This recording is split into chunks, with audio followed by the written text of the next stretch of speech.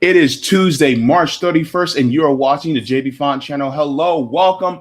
We are live. So good to see all of you guys joining here. You guys can always see me on Tuesdays at 3 p.m. Eastern Standard Time, and it's so good to have all of you. Come on. Let's go, everybody.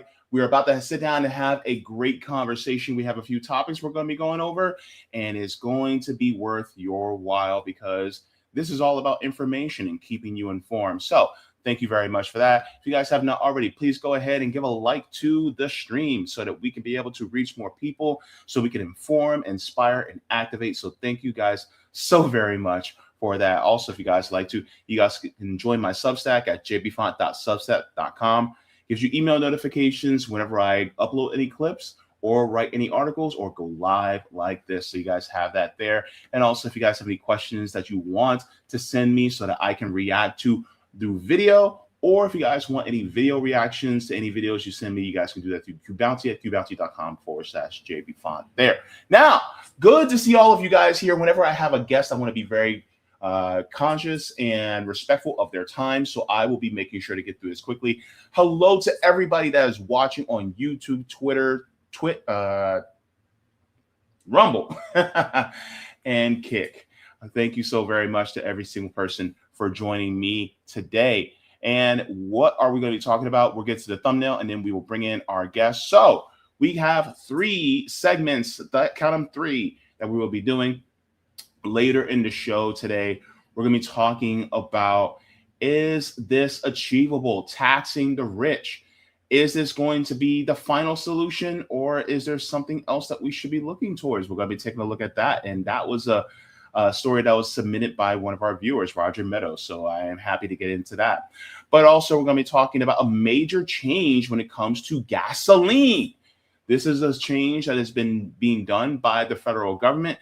And so if you own a car or know somebody that owns a car, remember, we live here in the United States of America, you guys want to pay attention to that change. And it has to do with the war in Iran. But first, we're going to be talking to a candidate for Senate. We're going to be talking to the Green Party candidate for Senate, veteran Brian McGinnis will be joining me from North Carolina. And so with that, we will be talking to Mr. Brian McGinnis.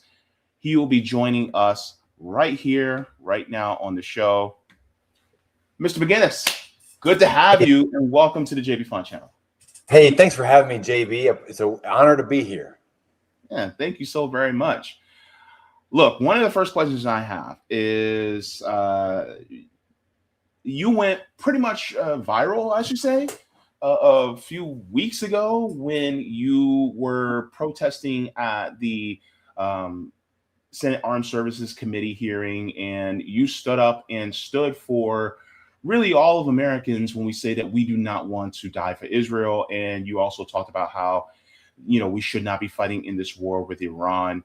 And you were very passionate with that, which we as Americans, thank you very much, because we do not want to be our people to be sitting to the meat grinder and our economy to be decimated like this. But and subsequently, you have suffered a broken arm because a senator decided to break your arm. I'm going to place the blame on him. That's me saying that.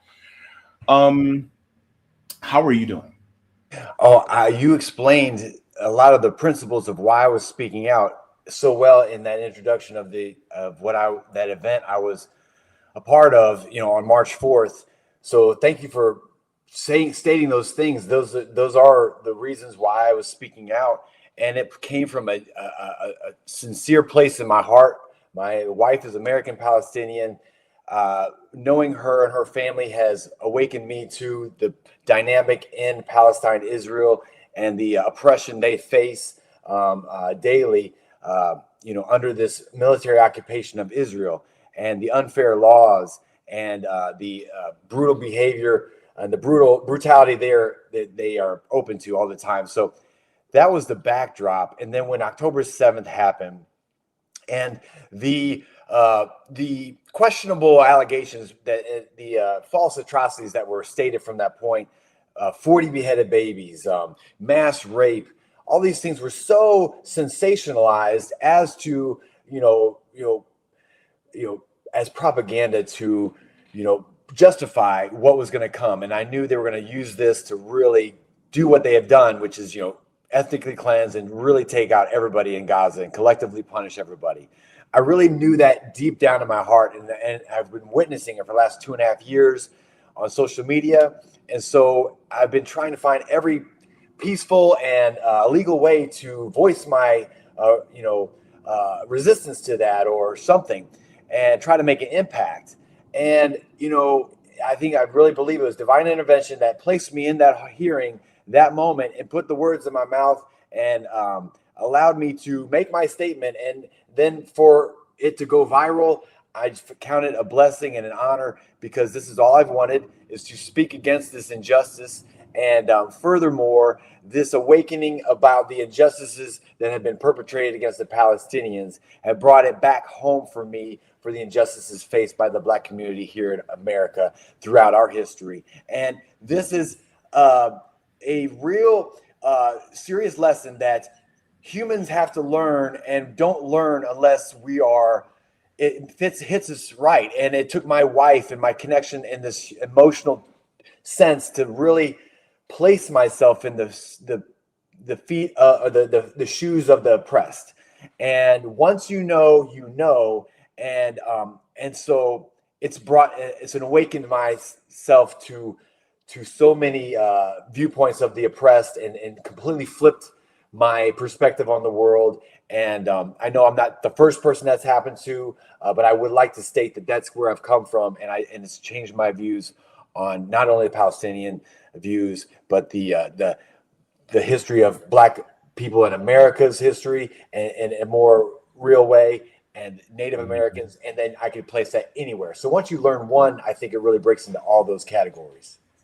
Yeah, thank you so very much for that. And you are actually, you're not alone. There's so many people, especially veterans, that have actually been speaking out. You have people like Mike Preisner that has been speaking out. He's actually a part of an organization that is letting people, service members, know that they actually have a legal and ethical way to be able to be conscientious objectors to the war in Iran. You have people like Colonel Lawrence Wilkerson, who has been speaking out very vocally. Kit Cabello of Heartlands Media, who's also a former Marine, who's also been speaking out against this war. Even people like Scott Ritter, former UN weapons inspector, has also been speaking out against this war. So you are definitely not alone, and have very strong voices. And Anthony Aguilar, that is also running in your state as well, that is also talking about these things. And so how does it feel to be counted among these ones who basically saw how the sausage is made, and they're saying to the American people, hey, things like this are just not cool. We have to go into a different direction. It's an honor to be mentioned in the same sense as those people you just talked about. And I'm so encouraged and so enthusiastic to join their ranks and have a platform to speak alongside with them for this very just cause. And there needs to be more of us to amplify this message, because this message is going against the establishment, and the establishment has all the tools to silence us and suppress us, and they'll try to do that. So we need more people to step up. We need more people to find their own voice and see with their own eyes what's happening, whether that our wars are being perpetrated for the profiteering of the elites, the Epstein class. And then none of our taxpayers are ever coming back to benefit us. They're going to these wars. They're going to foreign countries, and we have to be the people that demand that to change. Absolutely. One of my questions as well to you is when it comes to running. So you're running for Senator of North Carolina. I would like to know why you chose to run third party against the duopoly. Of course, you have Roy Cooper that's running as a Democrat. You have Michael Whatley that's running as a Republican within the state. So what is your particular reason, not just for running, but why run third party? I'm not too politically, based or motivated before in my life, but I entered into it to pivot my depression and sadness about the Palestinian genocide into action. And I've known about the Green Party, Jill Stein was running last election, and she was the only one that was championing pro-Palestinian issues. And the Democratic Party did not allow Palestinian representation at their Democratic convention. And Republicans already have more of a upfront, negative outlook towards the Middle East and their general population. So the Green Party was where I found some solace in putting my hope in. And so then I got involved with the Green Party in North Carolina. We had ballot access, which is not easy to come by. And so when they needed people to run for certain positions, I thought I would amplify the Green Party the most by running for the federal position for Senate. And that's where I volunteered to do that. And now here we are. I've got a lot of notoriety from this thing that happened in my protest in DC, which was not a political stunt. It was completely genuine and from my heart. Whatever's consequence has come from that, which is notoriety and increased campaign funds, I count that all a blessing. But I do rebuke anybody to say that it was political theater. This is just what's naturally happened, and I just want to say that. So I found myself with the Green Party because the duopoly is not they do not represent the people. They represent the corporate donors they get from the very get-go who fund their campaign, and therefore they are beholden to once they do get elected. So AIPAC is a big name that comes out as far as PACs that support support candidates and help get them elected. Tim Sheehy, the guy who was involved with my escorting out of the Senate halls, he's received $653,000 from AIPAC. All these candidates have received huge amounts of money, and so they'll do what their corporate donors want them to do. I don't accept any corporate money, any PACs, so I am free to find solutions for the people and go against a lot of these corporations who run our world and hold all our money and don't let it trickle down to us. So I can take our taxpayer dollars and use them for, affordable housing, quality education, childcare, free public higher education, and healthcare for everyone. Mm-hmm.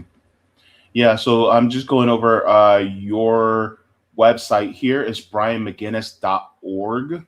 And so it shares a lot of what you stand for. And it talks about you being a veteran and fighting for people in North Carolina.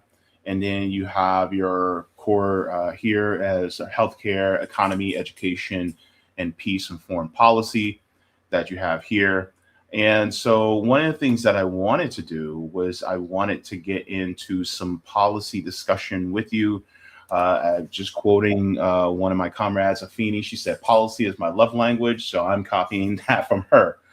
And so one of the things that I wanted to ask as far as policy goes, so I would like to ask, and starting with the economy. So according to the National Low Income Housing Coalition's Out of Reach report, you need to make at least $27.14 an hour in the state of North Carolina to afford a modest 2-bedroom apartment, even though the minimum wage is $7.25 an hour.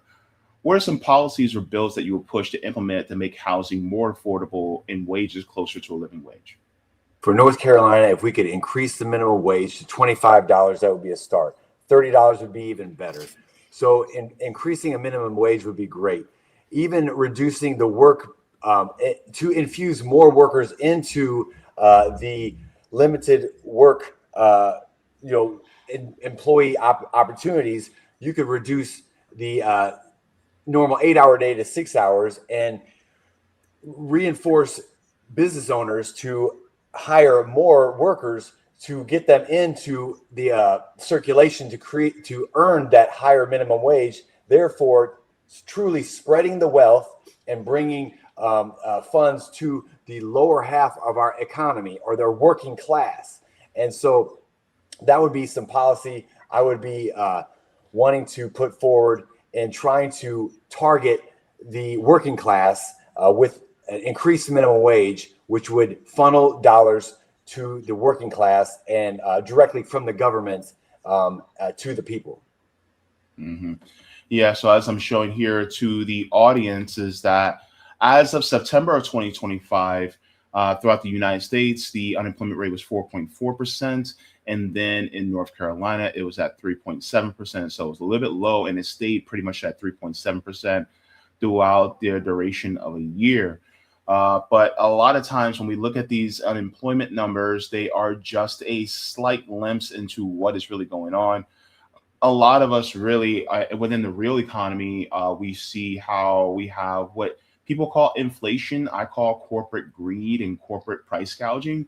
And this is what's happening now, especially the cost of living, especially in regards to housing, right? The Having to make over almost $28 an hour just to be able to afford a 2-bedroom. And that's what, a household of parents and one child, that is unconscionable for people. And so housing is a really big thing for me because, I know what it's like to be without housing, especially even as a child. And so this is something I think that's really huge, especially when it comes to housing. One of the things that viewer to the show, Roger Meadows, talked about was things like community land trusts, which also makes it easier for people to be able to not only have housing, but to be able to afford that housing, but also the housing doesn't spike up and down as markets go up and down. So that's something I think that is great. And then also talking about public banking. The North Dakota has a public bank, and this is one of the reasons why they were able to weather the storm through the 2008 global financial crisis, because they actually had a public bank that was able to fund the state and also have infrastructure throughout that as well. So I think that's really a great option, especially for other states. I wish Florida, or state I live in, did it, but also it could be an option for North Carolina as well. JB, you seem to have a really good understanding and about affordable housing policies. I would love to just ask you questions about this and learn from you. I am open to learning about all these things as a general regular person who doesn't have anything filtering my viewpoints to find solutions. I'm open to hearing all ideas, and that's what I can bring. I'm not bought out. That's all I can really say. I'm open to finding real solutions, and the fact that you know about North Dakota's public banking system, which is kept them from falling into the housing crash of 2008, or and being able to steady their the influx of up and down markets. That's the kind of advice I would be trying to find from genuine people such as yourself. If I'm elected, and when I'm elected, because there's no defeat is not an option. We are in a time of crisis where the Epstein class are getting away with atrocious behavior, and the American people have nothing to show for it. We are being completely disrespected. Like you said, affordable housing is out of reach for so many hardworking Americans, and we have to change that. We have to tilt it back towards affordability. Mm-hmm. Yeah, definitely. Thank you very much for that. And I can always send you some resources and email it to your campaign manager so you guys can have more of those resources. Fantastic. Thank you. Yeah. One of the things that I also want to touch on is my next question. I would like to talk about economic justice in your state. So there's a significant portion of population of people who are descendants of the victims of chattel slavery within North Carolina. The biggest populations being Charlotte, Raleigh, and Greensboro. So the issue of reparations is a major issue for those of us who are what is called freedmen. That has been established. Really, it was under Special Field Order number 15 from General William T. Sherman that was given to those of us who were freed by the Emancipation Proclamation under Abraham Lincoln. And this Special Field Order number 15 promised the 40 acres and a mule, as it were. And so this is a debt that is actually owed by the federal government. And so my question is, do you have a Black agenda and a reparations policy? And if yes, how would you plan to push it through the Senate to fight for economic justice for these North Carolinians? I think the stage is set for taking money that's been spent foreign abroad to kill people, and to then not only bring that back home to serve the taxpayers, but also, furthermore, use it to atone for the injustice that have been given through the subjugation of the Black communities. And so finally paying up these reparations through these lineage-based reparations. And my running partner, Michael Dublin, a lifelong educator, is much more educated in how you execute this plan.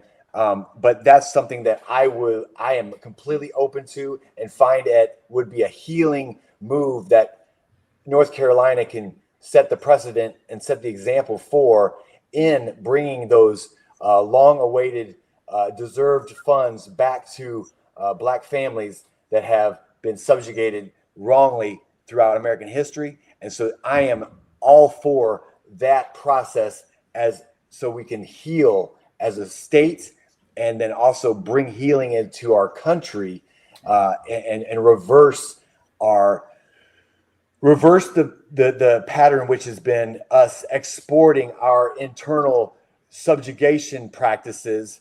People have said, it's going to come back to roost. If we're killing people abroad, it's going to come back to us. Well, that's missing a whole step in the equation. We established this country on subjugation and oppression and murder, first on the Native Americans and then through slavery. And so that's the original sin that America has been established upon, and we have to atone for that. And getting started with that could be this process of stopping the bleeding outwardly and stop the punishing and the destruction we are funding outwardly with this illegal war in Iran, the funding of Israel and them perpetrating the Gaza genocide, and all elsewhere too.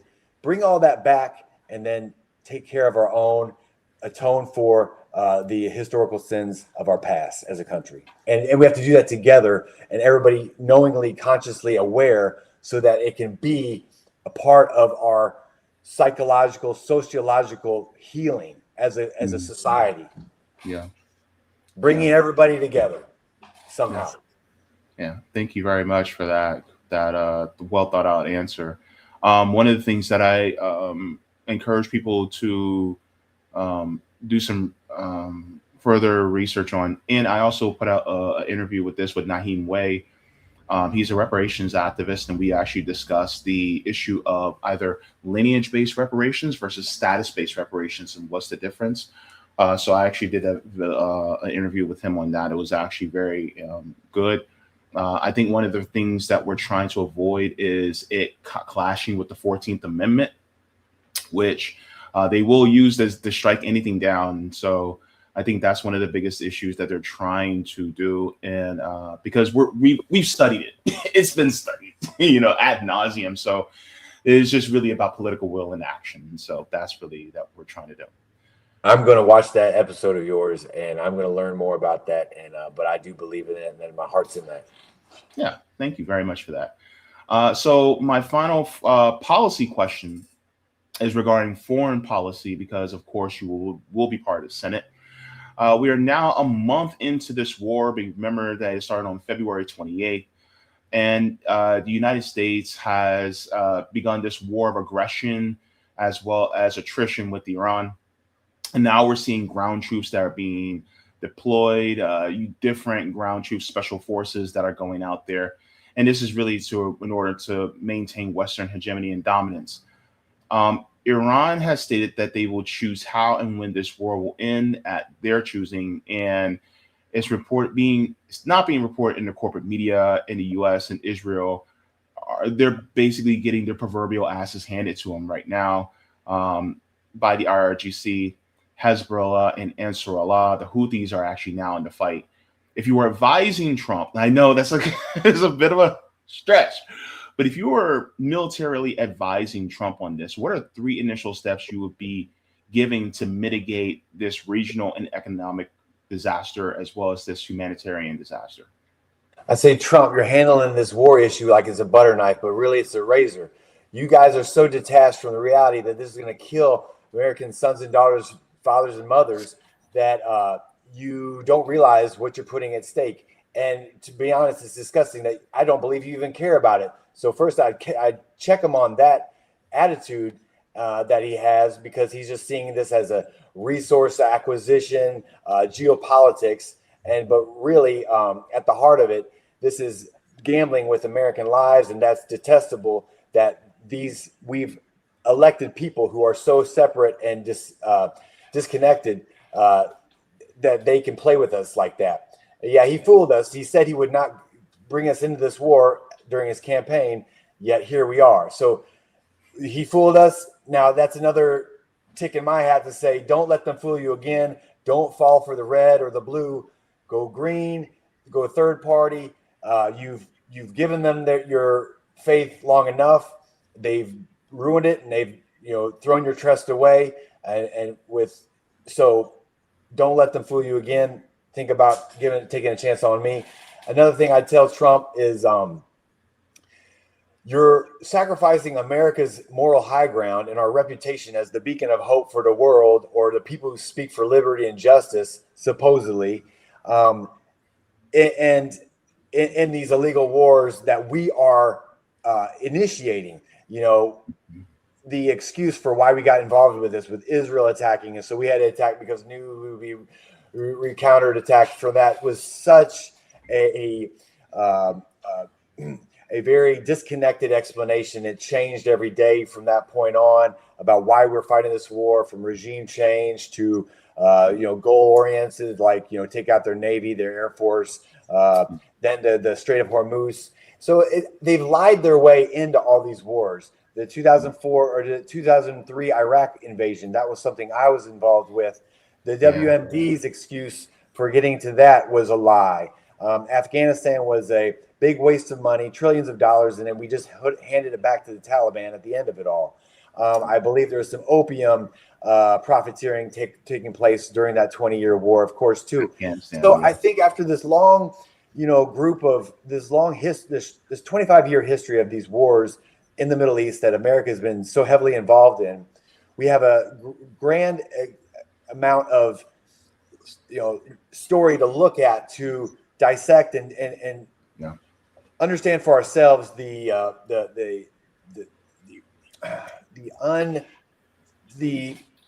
shallow basis for all these wars that put American lives in jeopardy only for the profiteering of the few. And how has that served the American public? How has that benefit America? Not very much. It has benefited Israel quite a lot, because Israel has been wanting to proliferate their land and get rid of the option of a two-state solution with the Palestinians. And so they have pushed on that agenda, and they're pushing on it hard right now. And they're the ones that are attacking everyone around them. Yet they've done so many things in the history. So they are using us. They're milking us for our tax dollars. They're using our military for their benefit. And in this moment, when Iran, it does have the upper hand, like you just explained, JV, and I do agree with you. I think that's the matter. That's the facts of the dynamic of what's happening right now. I think Iran is fighting for their life. America is fighting for some, moving goal that keeps on changing. And so with that inconsistency and desire or determination, Iran has the upper hand.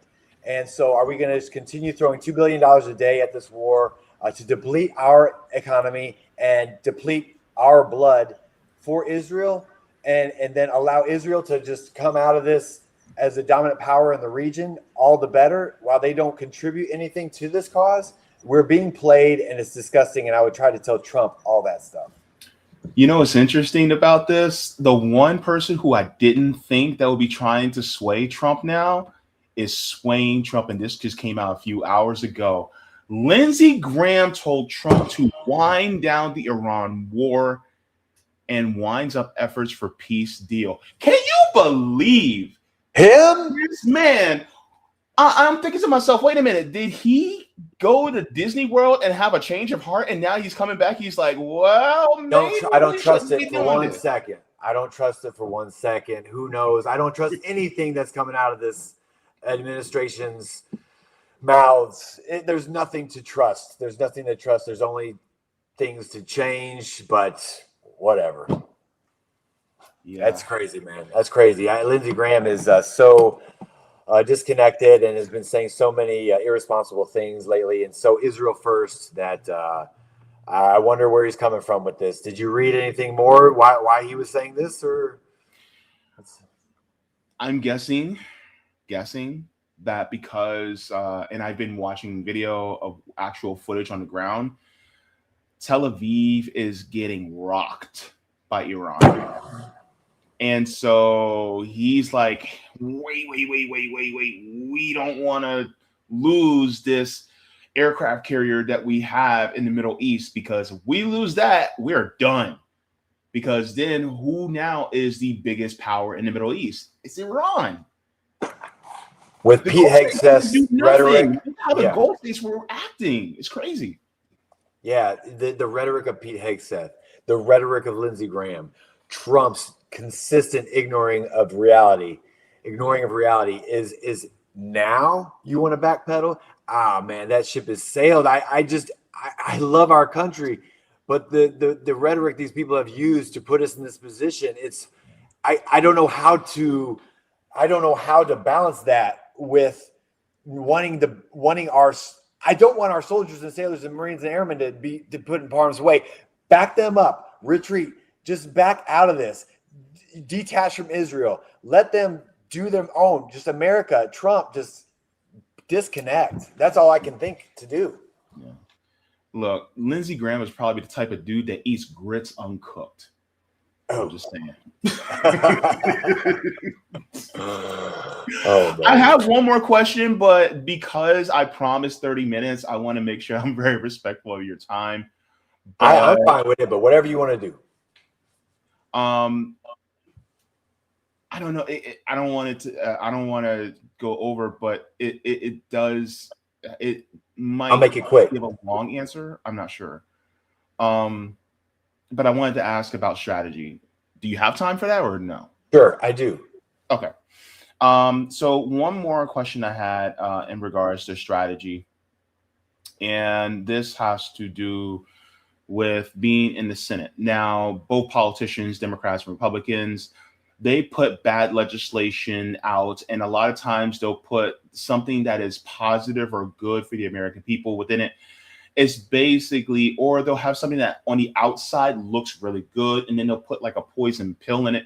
And this goes back to the 1994 crime bill, where it was basically a bill that was going to be encouraging and facilitating mass incarceration, especially of Black people, right? But of course, one thing that was good that was in it was the Violence Against Women Act. And even Bernie Sanders was on the floor saying that this bill was bad, but the only thing that's good in it is the Violence Against Women Violence Against Women Act. And so he voted for the bill because of the act, but he didn't really want to pass that act. Now, notwithstanding my huge critiques of Bernie Sanders, especially now, however, how will you navigate when there's a bill that has something really beneficial for the working people, but also it has that poison pill in it that's something that is going to be damaging either to us or to people in the global South, or what have you? I have nothing to lose. My wife's Palestinian. I am embedded with the oppressed now. And like I told you before, once you know, you know. And I don't want to live a life that's championing the elites and their privileged ways. I've been very well off. I'm a white male man, so I have come to terms with my privilege. And that's a hard step for people to take, and because you don't want to devalue what you've accomplished in life or whatever your ego tells you. But once you break out of your selfish individual thinking, and you can break out into the systemic realm, or understand how the systems work and how society works as a whole, and then start to see how certain communities are marginalized and have been treated unfairly. A book that really woke my eyes up is How We Can Win. Unfortunately, I don't know the author. She's a Black female, and she writes the history of America and describes it with the game of Monopoly. And the Black community has been held out for the first 400 go-arounds of the board, and not allowed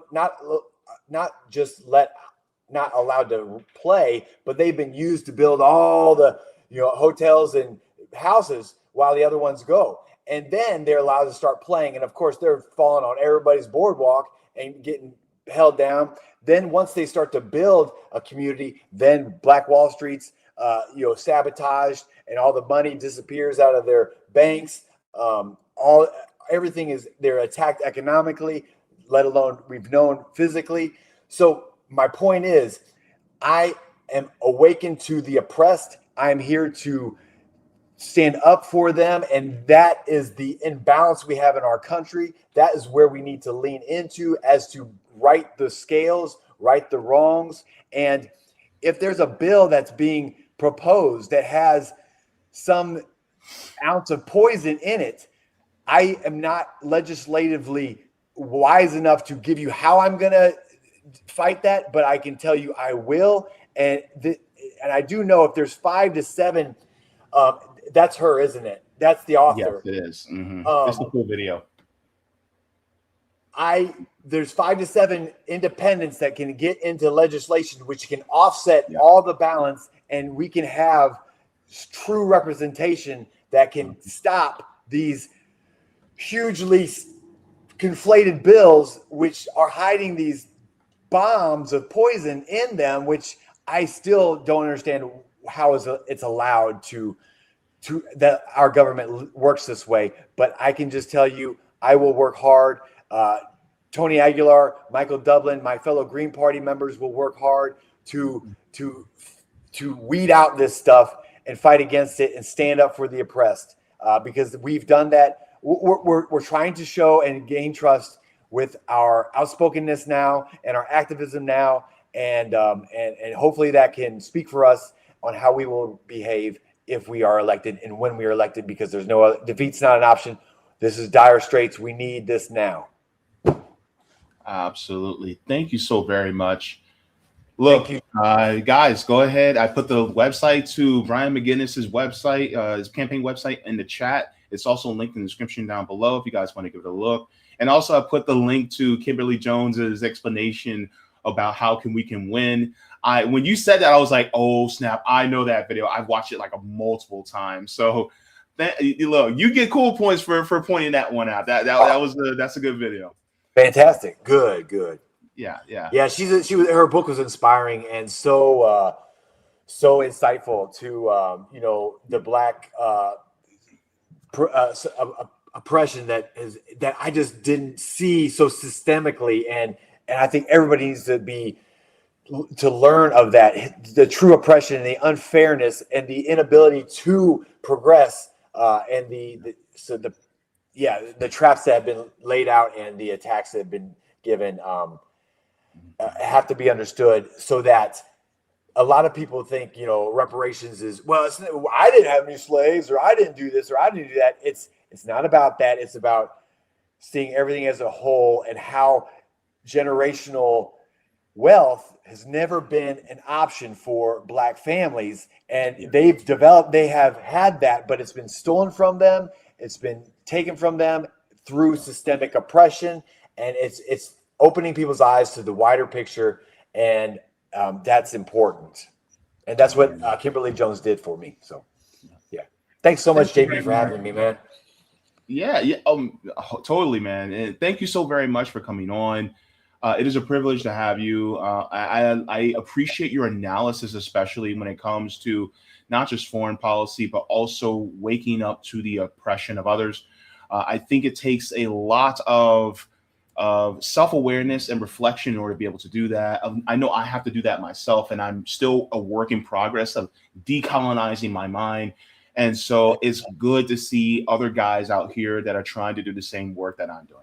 Thank you. Awesome. Oh, man. Thank you so much, JB. It means a lot coming from you. Thank you. Definitely. And hopefully I'll see you again soon. We can go a little bit more of the nuts and bolts when it comes to policy a little bit more. But look, love to all of you and your family and your loved ones. And also say a special hello to your campaign manager, who's been so great, by the way. Love you back. I will tell Anna you say hi and all All right. that. Thank you so very much. Take care. Yes, sir. Thank you. Bye-bye.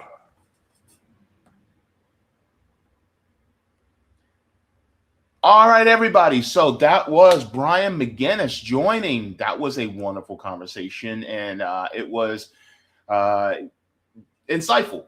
And that's one of the reasons why I wanted to have him on, especially. And so if you guys have not already, please go ahead and give a like to the stream. This helps me out to be able to reach more people. And I do plan on to have more candidates that are outside of duopoly to discuss these various different issues, especially in regards to, fighting against empire, because we don't need hegemony in order to operate peacefully within the world. And so I think that has been made quite abundant by Mr. McGinnis' statements there. Is living peacefully among each other, right? And so I think that's one of the reasons why it's so important for us to try to, I guess I have a very live and let live type of attitude, but if it doesn't harm people, then why are we concerned with it, right? And so I think that's one of the things. And if we find out it's something that's harmful, then we do necessary changes, right? It's things within me that I've had to do that are necessary changes within me that I am currently working on and have worked on in the past in order to make myself better, so that I can be a better neighbor to all my fellow human beings, right? And one of the things I take into account is the lessons that like a lot of Native Americans have actually told me about, is just basically being a good steward, right? Or copying their stewardship that they learn and try to emulate that as well. So let's get into the comments and the chat, and we'll also get into thanking the patrons. So we're going to be doing that. Let's go ahead and thank the patrons first, because I want to make sure I get that done, because look, without them, I would not have this channel. So wait. Hang on. What is that? Wait, what's going on here? Is this thing glitchy? There we go. All right. So thank you to all the patrons on Patreon. Without you guys, I would not be able to have this channel. So here are the tiers. We have Mega Jaybefaunters, Super Duper JB. Why in the world did I call these Jaybefaunters? Why in the world did I do that? It seems kind of pretentious. Anyway, it's just some self-critique. Anyway, Super Jaybefaunters, Jaybefaunters, comrades, solidarity, and JB members. And thank you to all brand new future members for joining. We appreciate it. You guys make this place operate. So thank you so very much for that. So let's get into the comments inside the chat, and then we shall move on to the next segment. And I hope you guys do watch that video by Kimberly Jones and her speech about how can we win. That is really deep, especially in regards to the plight of what Black people have went through in this country. A lot of times people don't take this into account because it's not in your face, right? Out of sight, out of mind.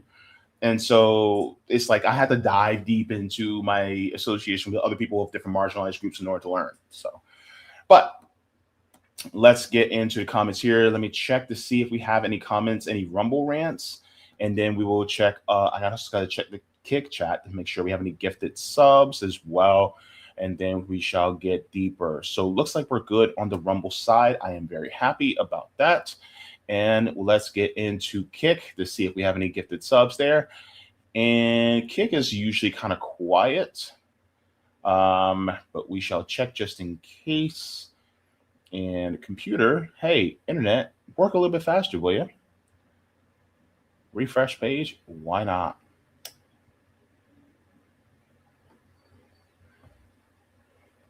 Oh my goodness, what happened?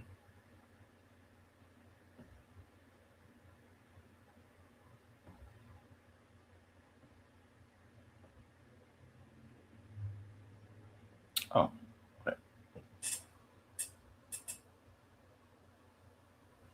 okay, I think we're good.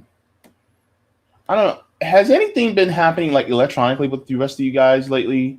Like I was having issues with YouTube earlier. I don't know is Kick down? I'm not going to worry about it. We shall press on. So let's get into the chat.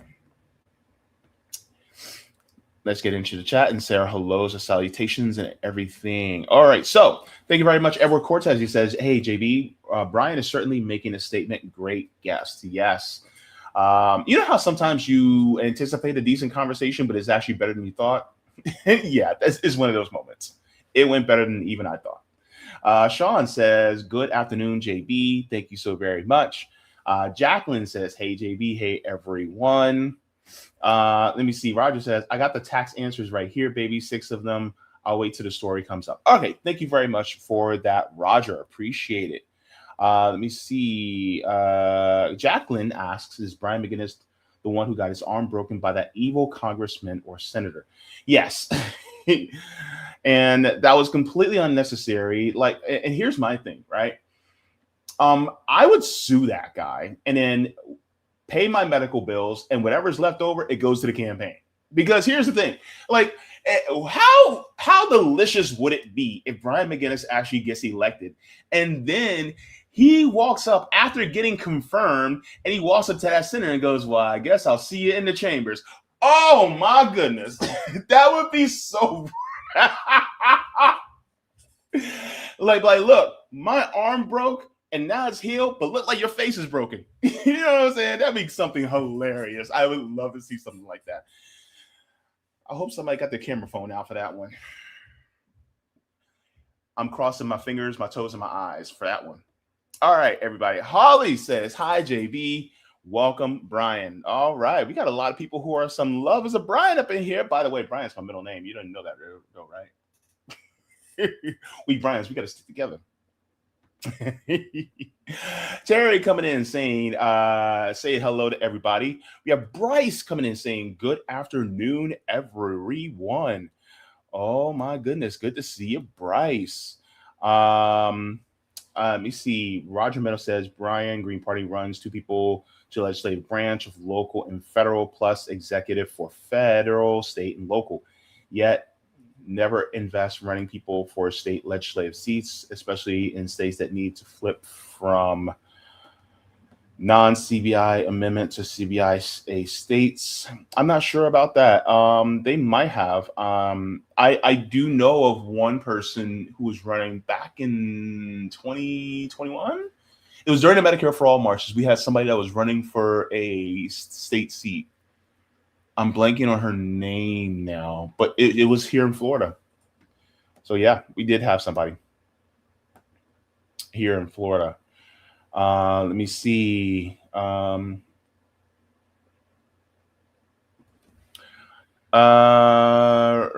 Oh, this is actually a good question, but we already touched on it, and I can always send them some information. But Brian, would you sponsor a bill to provide money to states and local governments to help charter public banks?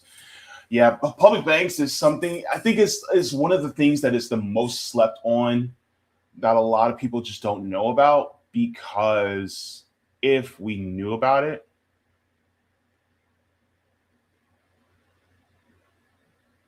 it would just signal that the people have way more power than we realize. It'll be a real manifestation. And then on top of that, number one, there wouldn't be a significant increase in taxes for people. And on top of it not having a significant increase on taxes, it also uses the funds that bank accrues into growing in the market, and then it uses that funds to build more infrastructure on the state or municipal level.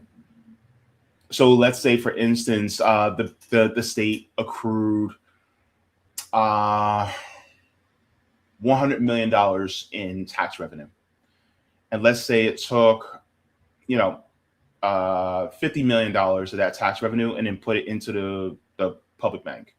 That public bank would then take that $50 million, put it into the market, and let it grow. Let's say it grew to 75 million. I'm just being simple. 75 million. So that means you accrued another 25 million on top of it. And then you pulled that back out, and then you have 75 million. So that 25 million that you have grown can actually go towards building more roads, bridges, affordable housing units, things like that. It's an overly simplistic explanation as to how public banks actually work. But the thing is, this is how the Bank of North Dakota was able to withstand the 2008 financial crisis, because it was like, okay, so we have a safeguard. And I think out of the 5 largest banks in the world, 4 of them are Chinese banks, and some of them are public banks. And so the thing is like, it safeguards the working class people, and that's ultimately what it's about, is safeguarding working class people. But a lot of times people just don't know about it because they don't want them to know about it. Or even bringing back postal banking so that we don't have to go with the big banks. We can actually just bank with the post office. The postal banking system ended in 1960, was it 1962, 63, something like that? I could be wrong. But we used to have postal banking. We just had simple checking and savings with the post office. You didn't even have to go to a regular bank. It made cashing checks a whole lot easier. And so it's things like that, right, that are really great for the working class. But because they're socialism, it's not really socialism, it's social welfare, because people don't really realize what the actual socialism really means. But social welfare that actually helps the working class, so that we don't have to foot the bill so much to pay for these big bankers, right? I don't want to buy another yacht for JP Morgan and his family. So let me continue on. Let me see.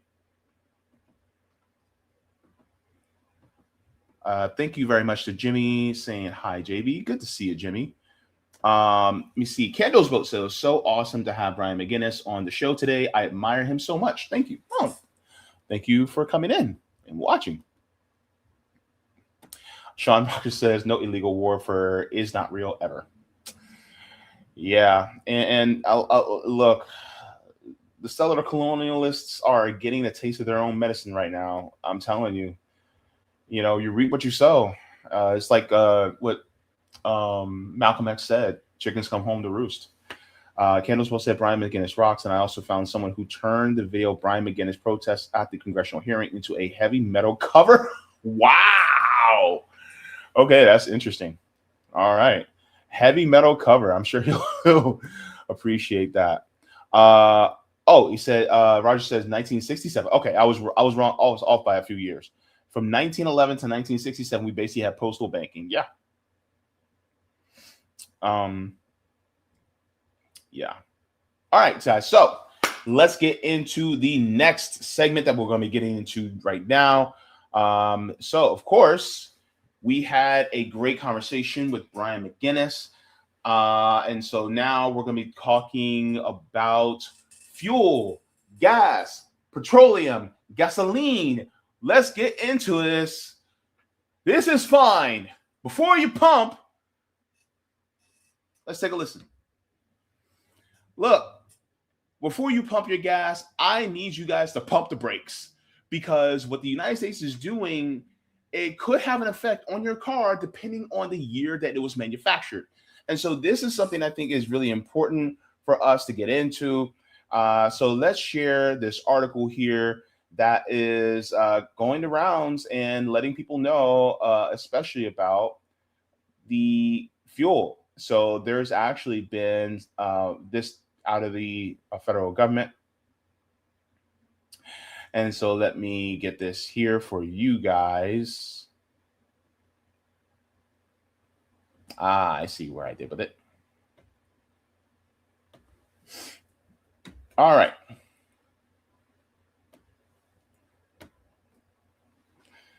So this is a article where I want to share with you guys in regards to fuel. So this is from The Drive. It says the feds plan to start diluting gasoline this May. So it says, here's what the E15 fuel waiver means and everything you need to know about ethanol in gasoline to buy the right fuel for your machine. So let's get into it, guys. So it says this week, Lee Zeldin's EPA announced approving nationwide E15, pitching it as fortifying the domestic fuel supply. What that means exactly is the federal government will allow more stations to cut gasoline with ethanol. which, yes, makes it cheaper, but also yields less power and worse fuel economy for your engine. So technically, if the fuel economy for your engine is going to be worse, are you really benefiting at all? Hey guys, we got to get into this because Donald Trump is trying to put a band-aid on a gaping wound. It is still bleeding. So it says quick download on the May 15, on the May 2026 E15 gas waiver. So what is E10? Most gas in America is 10% ethanol. So ethanol 10%, which is distilled corn alcohol, and 90% gasoline. It is the standard edition fuel. E15 is the value pack. It is 15% ethanol. It's usually about 25% cheaper per gallon, but because it has more alcohol, it is slightly less powerful. Why is there a waiver? Normally, EPA bans E15 from June to September because ethanol evaporates faster than gas. In the summer heat, that extra 5% of corn juice turns into smog, foaming pollution faster than standard gas. And so here's the thing. Those of you who are concerned with the environment, this is your sign, because this war in Iran, here's the crazy part. A lot of people are thinking about, like, the war in Iran, of course, is causing ecological disasters within the area and really for our entire planet. Because every single time a bomb goes off, every single time a fuel or oil or gas plant blows up, that is more of these toxic, noxious gases going into our atmosphere, causing us to have worse ecology for the entire planet. Well, on top of that, now that we are also adding more ethanol into our gas, which is basically, look, we live in an economy that is ran by corn, CORN, not the other word. And so because of this, we consume it, we eat it, we have it basically damn near everywhere, just like petroleum. The ethanol, they're going to increase that, but it also creates emissions. And so that's going to make things accelerate even faster for climate change. So let's continue on here. Says, why is there a waiver? Normally, EPA bans E15 from June to September because it evaporates faster. So on top of that, if it's inside your tank and if it evaporates, then guess what? Your gas is going to be consumed quicker. It says the waiver is in effect from May 1st to May 20th. Theoretically, the condition will return to normal after that. The government is basically saying, we know this causes more smog, but there are wars where a lot of oil comes from. So we're going to look at other ways, the other way on the smog rules, so you can have cheaper corn gas. So we're having these wars at what cost? At what cost? At whose expense? Because it's not going to be at your expense. It's not going to be at my expense. It's going to be at your kids' expenses. It's going to be at my nieces and nephews' expense. If you have grandkids, it's going to be at their expense. And then after that, and after that, and after that, because you're causing more damage to the environment. Instead of planting a tree with shade you may not be able to sit under, you're taking that same tree and you're chopping it down, and then you're boring the middle of it out so that nobody has shade, just so that you can take the rest of that tree, chop it up, and keep yourself warm at night. And that's it. That's what we are going through right now. Because they need you to get to work for those starvation wages that they're not willing to pay you a living wage for. And then on top of that, because they're forcing you to go back to the office just so that they can make sure that they get those tax incentives because they need to keep that office open. Instead of letting you work remote, they're telling you, oh yeah, you got to come back in the office, but you got to spend that gas. But then on top of that, that gas is going to be cut. Instead of 10% ethanol, it's going to be cut with 15% ethanol, which is also going to cause our atmosphere to degrade even more than what it already has. And so This is the problem with capitalism, right? This is the problem with it. Because why are we in Iran right now? For oil. Why are we trying to get the oil? Well, because that's where the most fuel is, and then these big corporations can make as much money as they possibly can. Off of who? Off of us. So we're going to be the ones that foot the bill, both from an economic standpoint and also an ecological standpoint. All right, so let's continue on.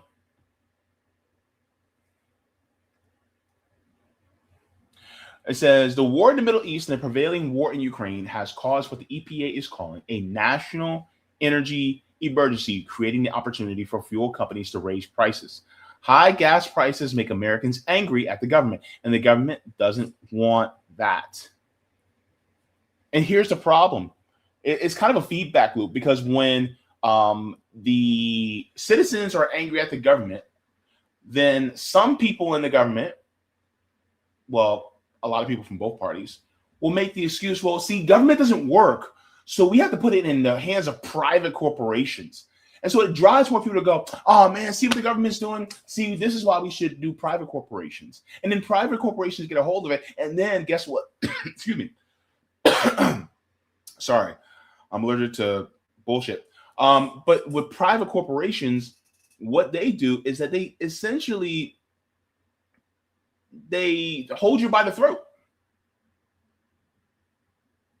They hold you by the throat when it comes to your ability to be able to live, because they will raise prices and they will maximize profits, but those profits that they maximize aren't going to you. It's not going to your kids. It's not going to the infrastructure. It's going to them, because they want to replace the government, because they basically want to have a government that makes profit. They want a for-profit government. That's what corporations are. This is what they are. They turn our government into a for-profit business, when government is not supposed to be that. And so when we feel cheated, when we feel shafted by this government, it is because who is wielding the government? I've said this before, I'll say it again, just so that for new people who are watching. And thank you for subscribing, by the way. Government is like a hammer. You can use it to build or you can use it to destroy. But it depends on who's swinging that hammer. If I give the hammer to a serial killer, what do I expect for that hammer to do? What do I expect the hammer to be used for? But if I put that hammer in the hands of a construction worker, I expect to see some building happen. And the problem is we have the government in the hands of maniacs that only want to destroy for their own benefit. And this is why government is not the issue. It's who wields government that's the issue. It is the system. And I want people to recognize this. This isn't just government's the problem. It's who runs the government. Who funds you, runs you. I learned that from Butch Ware, that saying. So that's why it's so important. Let's continue on in this. It says most late model post 2001 cars can run E15 no problem, but old vehicles don't like it, and small carbureted engines, chainsaws, mowers, boats, buggies, etc. And look, we black over here, so we got to talk about them tiny little motorcycles that some of y'all in the hood like to ride on. Yeah, them too. Be careful now. Be careful about them that gas that got a lot of ethanol in it. Okay. It says it can play havoc on old seals and rubber. Use extra caution when buying gas for such vehicles to make sure you're using what's advertised as E10 or E0, which is sometimes available. So, it says boutique fuel, EPA released and talked about removing boutique fuel markets. We're not talking about farmers market fuel. Says California, Illinois have special recipes for gasoline to meet local smog regulations. The EPA is temporarily sidestepping that to create a single national gasoline pool to the delight of oil companies, less work for them to do. That less work for them to do, honestly, is really just about making sure that they don't have to spend as much money to make it so that it will cause less smog, less emissions. Because the whole thing about causing less emissions, these companies are against it because that means there's more work. That means that their bottom line is not as heavy. That's what it means. So that's why they're willing to let essentially the world burn for their profits. But no matter what state you're in, you'll usually see fuel options categorized by octane, not ethanol content.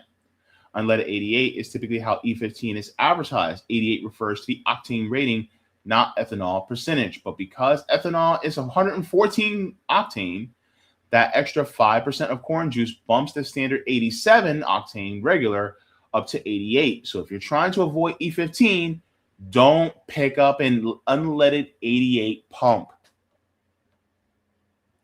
So this is some education here. So they don't put the ethanol sometimes on those pumps. So because ethanol raises the octane level, then it's going to take it from 87 to 88. And if it says 88, then that means you got that extra 5% bump in ethanol. And if you have a car that is older than 2001, then you need to avoid the 88 especially. If it ain't 87, kick it to the curb. I'm just telling you. So this is something that you guys need to keep in mind. Those of you who drive cars, who have cars, some of y'all, you guys do ride share. You guys drive for ride share. Wear and tear on your car happens a lot more than every other people. And so this is something that you guys have to keep in mind. And so, yeah, keep all this in mind. So the most gas you get at American pumps is E10. Ethanol is a fluid dilator of best choice because it's an oxygenator. It helps fuel burn and cuts carbon monoxide and tailpipe emissions. Decades ago, we used to use lead, which turned out to be toxic, then MTBE, which poisoned groundwater. But ethanol works and has fewer negative societal side effects. Ethanol does indeed help make gas cheaper. It has an octane rating of about 114%, so refiners can take lower grade gasoline, splash in 10% ethanol, and bring it up to standard knock resistance rating of 87 octane for regular gas, which also helps their bottom line. E10 is a current status quo because it's the most government could get away with without auto industry rioting. And the renewable fuel standards actually mandates that a legal quota of how many billions of gallons of corn juice are sold, which also factors in. So those corn farmers, they also depend on ethanol being sold. So ethanol has 33% less energy than gasoline. By reducing the energy density of fuel, EPA says most cars will see a 1.5% to 2% drop in fuel economy, moving from E10 to E15. The reality is a little more variable. So the thing is like you might end up seeing yourself having to buy gas a little bit more often. And if you have to buy gas a little bit more often than you do now, are you really saving money? So yeah, you'll see the price go down, but what good is the price going down if you have to go to the gas station more often? If your gas is burning faster, what good is it? And this is why I said Donald Trump and his administration is trying to put a Band-Aid on a gaping wound. It will not help us. And already, because of the Strait of Hormuz being closed, two imperialist Western countries that do not have any solidarity with ending this imperialism abroad, then yeah, they're blocking the Strait of Hormuz. Spain is cool because they said, all right, we ain't dealing with that. China is cool. And other countries that are saying, yeah, we don't agree with what the United States is doing. They're like, all right, you guys can go through. So it's not a worldwide problem because you literally have 1.4 billion people in the People's Republic of China that don't have to worry about this as much. But here in the United States, oh, we worry. And this is going to cause everything else to go up too. So just keep all this in mind, guys.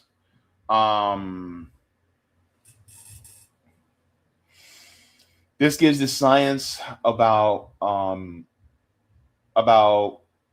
this policy, especially about ethanol, octane, and fuel. So just keep that in mind. And, because remember, you may say to yourself, well, I'm not into politics. I don't do politics. But baby, politics is doing you.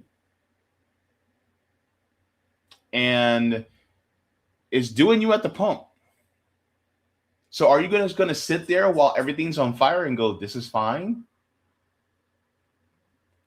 Or are you going to start organizing to put the fire out? But make sure when you put the fire out, don't use that gasoline.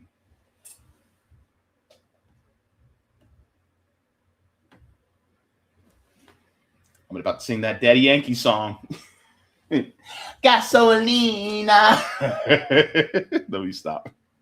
All right, everybody, go ahead and give a like to the stream. Let me check on to see if we have any. Let's see if we have any. Should I check? I'm not going to check Kick right now because Kick is acting weird. And I don't have time for all that. We ain't got time for that. Ain't nobody got time for that. Okay. We're good on the Rumble side. All right, let's go to the rest of the chat. Let's say hello to everybody. And what do y'all think about this whole ethanol thing? I am actually very curious. All right. Let me see.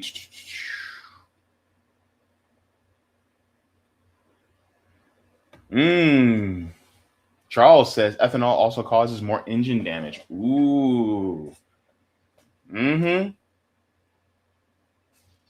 And more engine damage means what? That means you're going to have to shell out more money for repairs and maintenance, but also who actually is going to make more money? Discount Auto Parts, AutoZone, Napa Auto Parts, all these auto parts stores. Oh, yeah, they're going to make bank. Just to let you guys know, AutoZone is opening up 500 more stores. 500. Want to know how I know? I went on a job interview. I talked to the district manager. Why are they opening up more stores? Well, because the economy is trash right now. It's been trash for a long time, but it's even worse. It's more of a dumpster fire than ever before.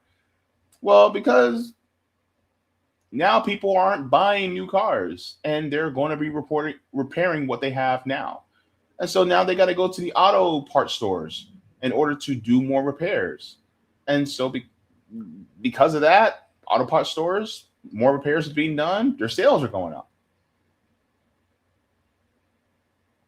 But now if your car is having more damage because of ethanol, guess who's also going to see an uptick in sales? And not just them, but also the auto manufacturers, right? Whether it's Nissan, Kia, Toyota, Ford, GM, Tesla, any one of these manufacturers, guess what's going to happen? They're also going to make more money because especially if you have a warranty or if you need to get your car fixed and you need to go to the shop to get it serviced, well, they're going to make more money because they're going to charge you money for that.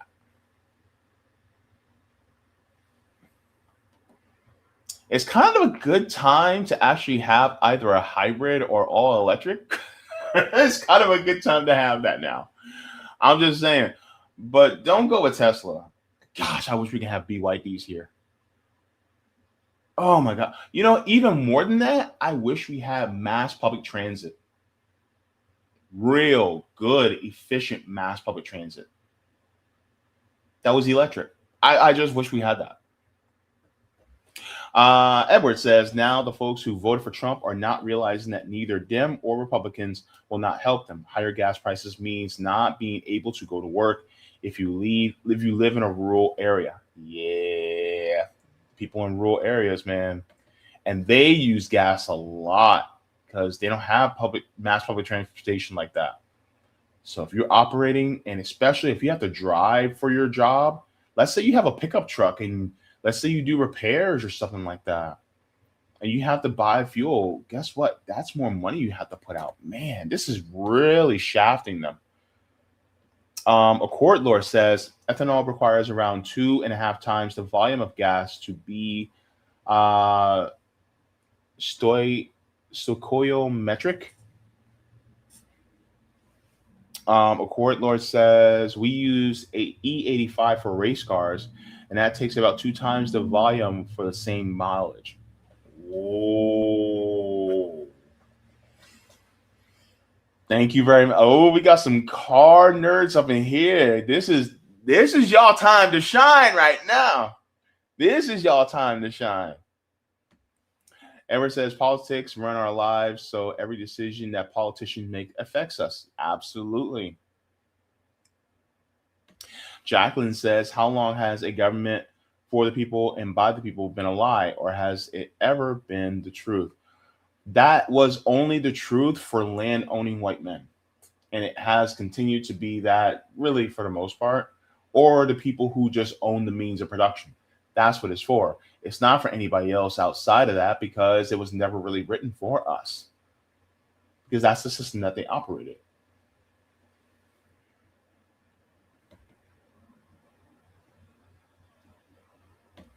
A court lawyer says ethanol is safer. It has a higher resistance to pre-detonation.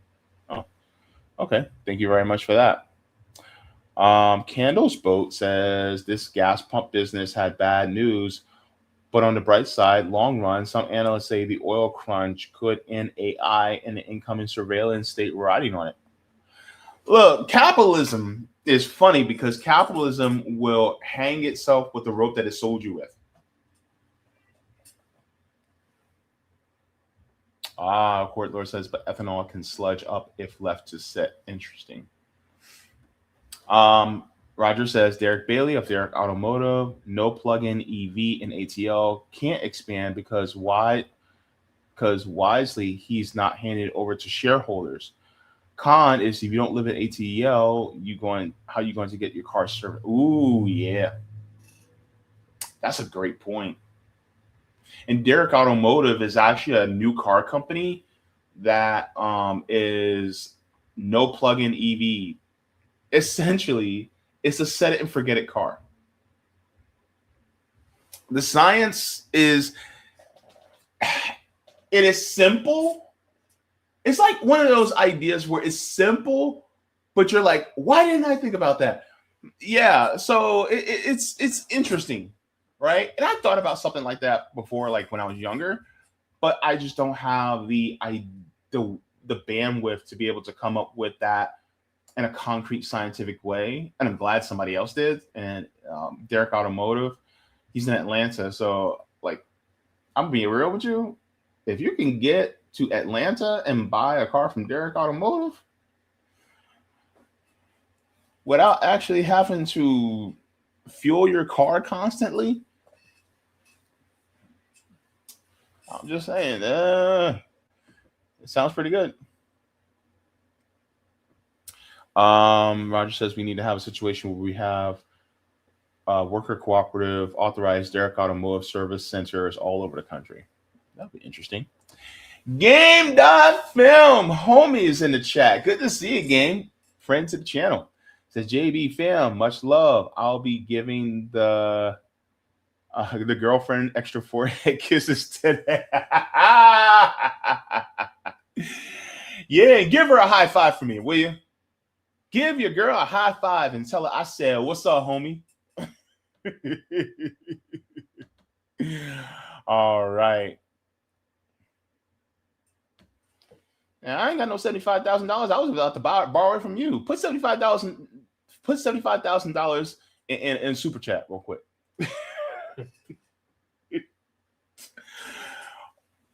Y'all become a patron of Patreon. Thank you so very much for that.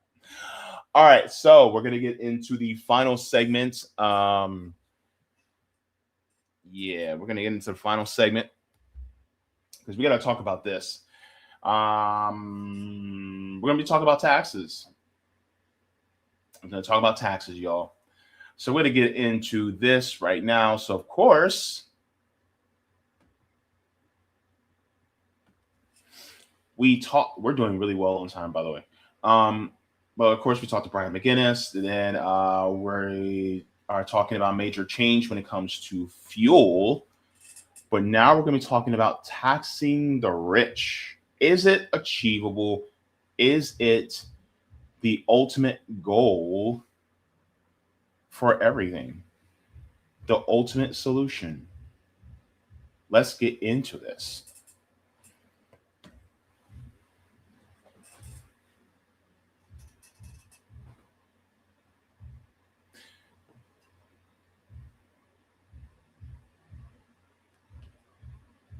Taxation.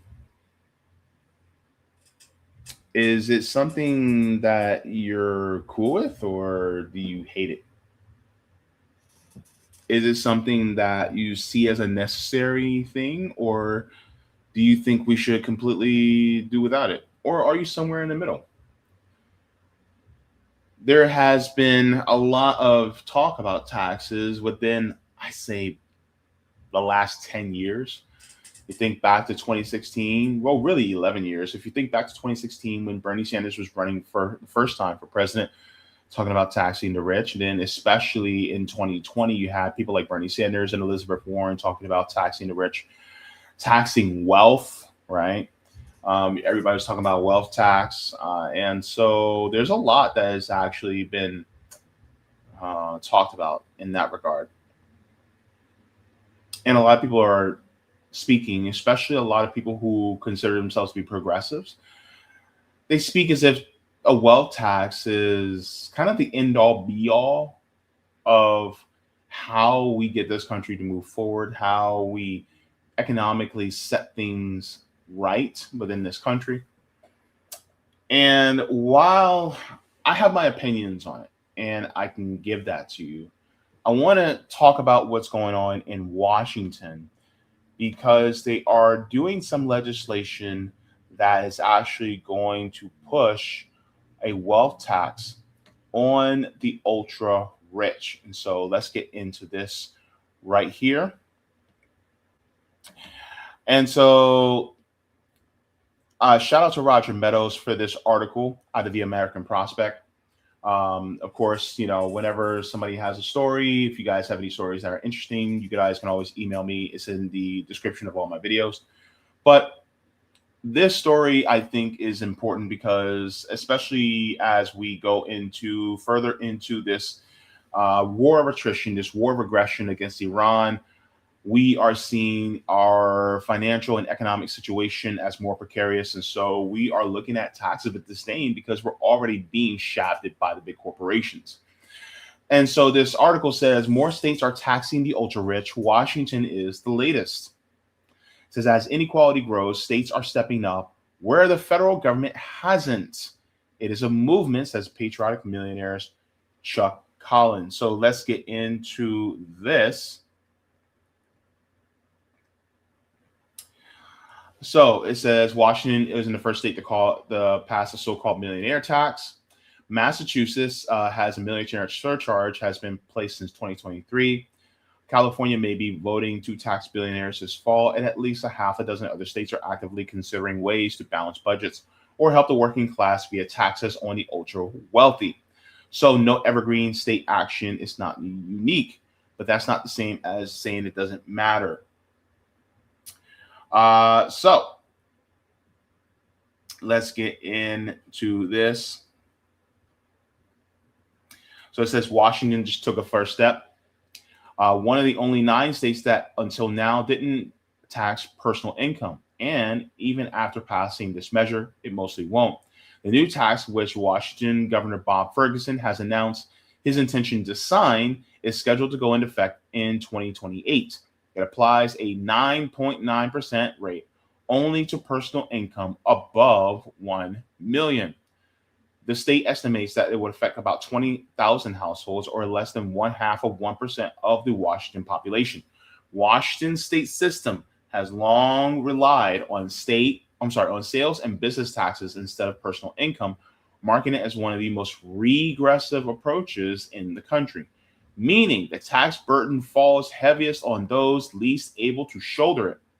The left-leaning Institute on Taxation and Economic Policy found that in recent analysis that the poorest 20% of Washington families pay a 13.8% of their income to taxes, while the 1%ers, the wealthy elite, pay just 4.1%. And this is really part of why there's so many people that dislike taxes, because they see a greater number of their taxes going away in comparison than the ultra rich.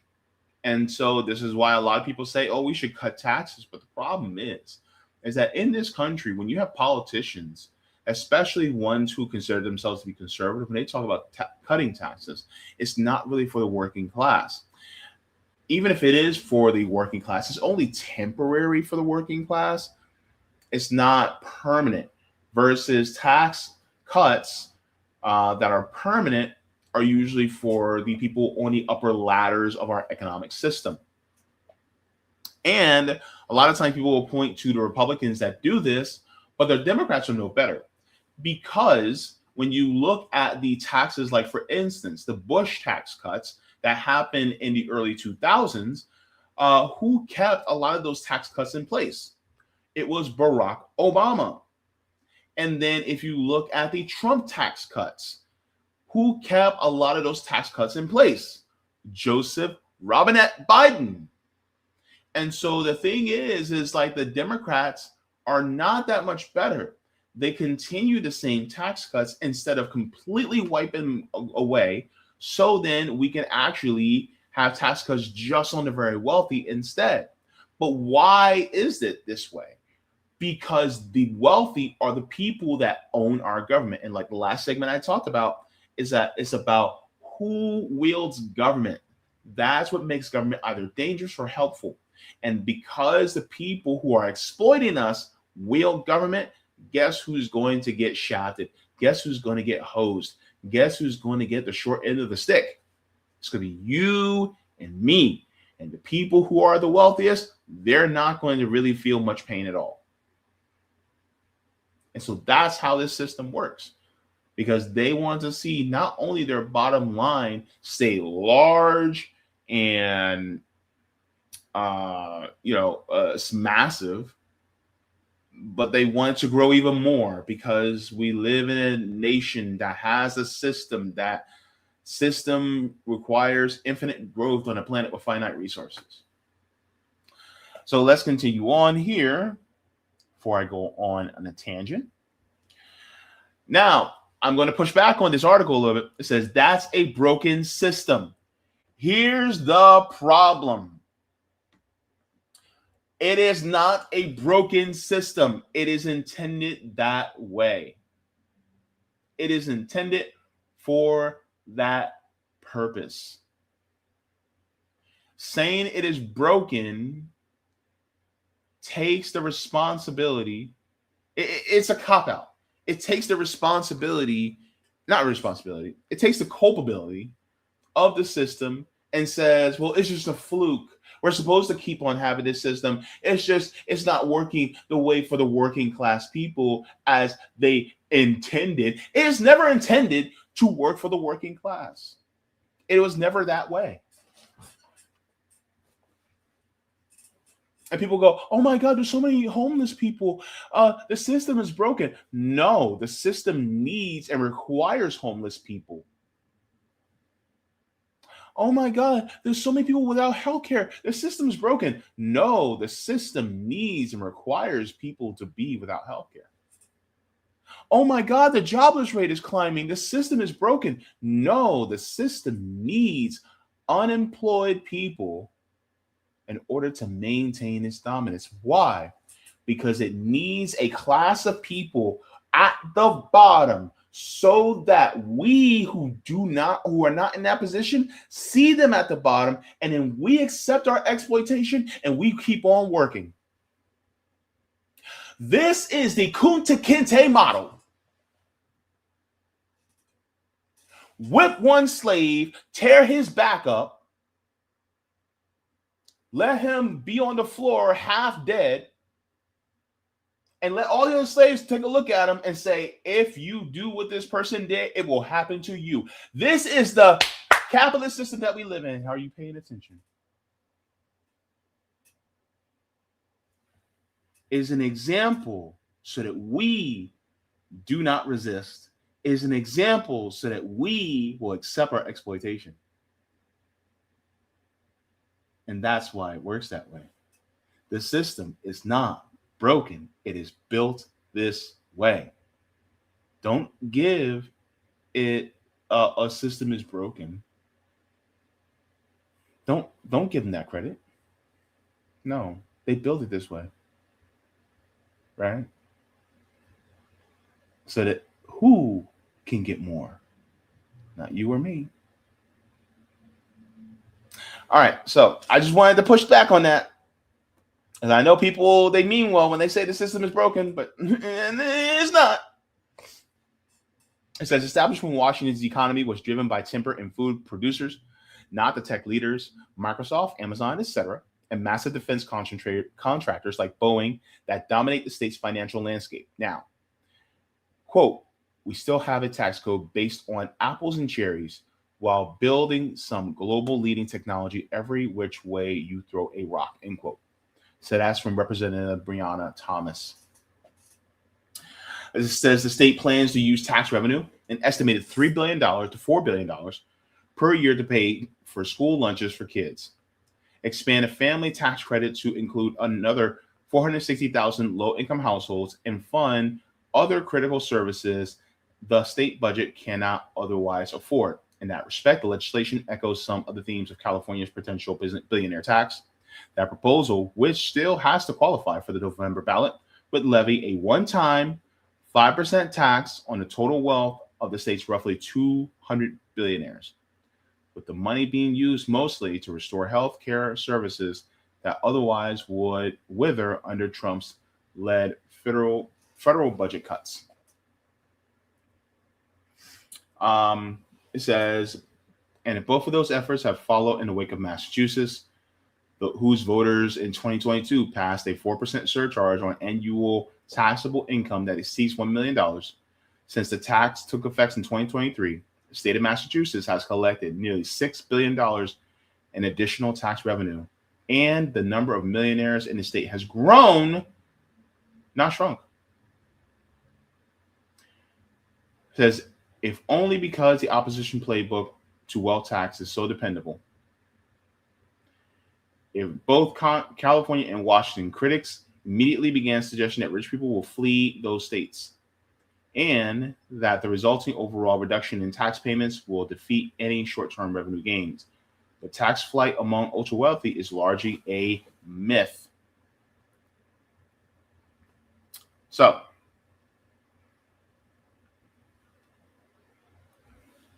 here's the thing that I want people to realize. I'm not against taxing the rich. I'm not against that at all.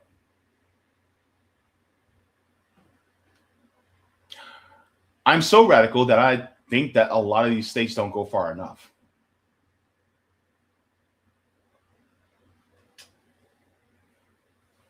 If I told you what I really think, some of these billionaires will think it's Halloween because I would have scared the hell out of them. But here's the thing.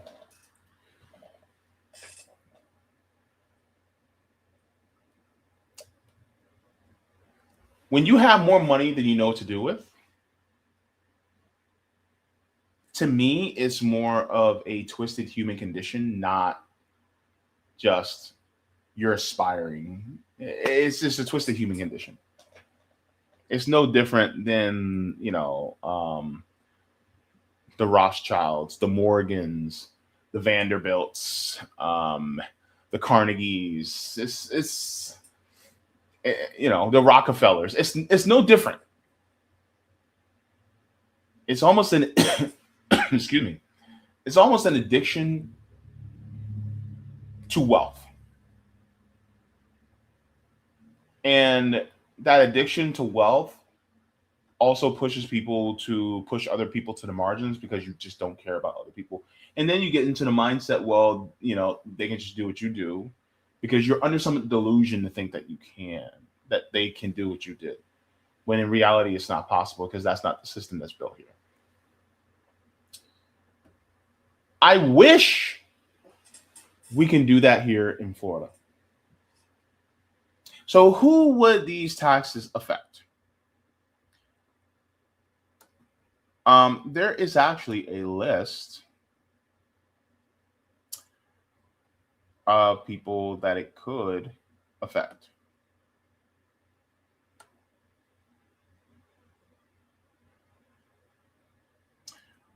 So again here.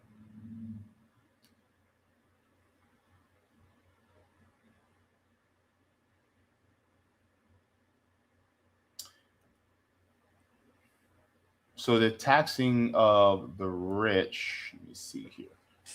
Could have swore I had it here. Okay. Let's take a look at Florida.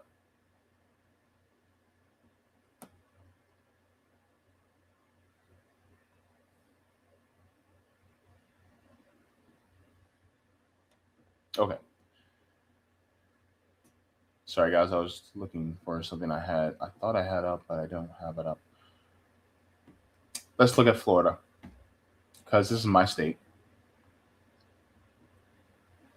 So this is the richest billionaires in Florida.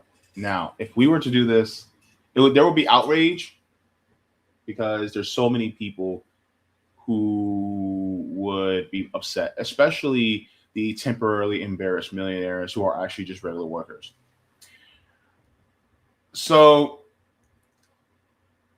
this is the list of the richest billionaires in Florida from Forbes. Most of these people, I don't even know who their name is. And they actually like it that way. They don't want you to know who they are. But we're going to see their names. So we have Igor Olenkov. He's in real estate. Paul Tudor Jones. He's in hedge funds. You're going to see a lot of people in hedge funds, by the way.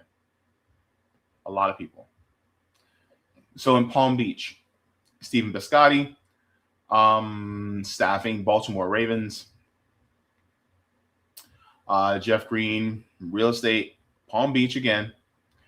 And Palm Beach, by the way, is where Jeffrey Epstein lived, by the way. Elizabeth DeLuca and family. Subway. All right. Todd Bowley, finance, lives in Miami. Terrence Pegula, natural gas, lives in Boca. Mickey Arison, Carnival Cruises, lives in Bal Harbor.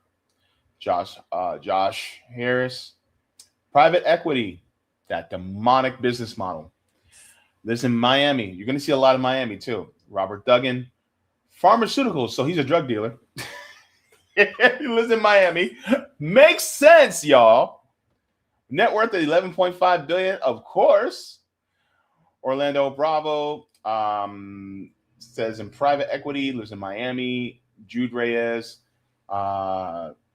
you see, food distribution, lives in Palm Beach. It doesn't say which food distribution. Something tells me it might either have to do with either Cisco or US Foods. That's what I'm thinking. All right. J. Christopher Reyes, food distribution again. Shahid Khan, Sports teams, auto parts, lives in Naples.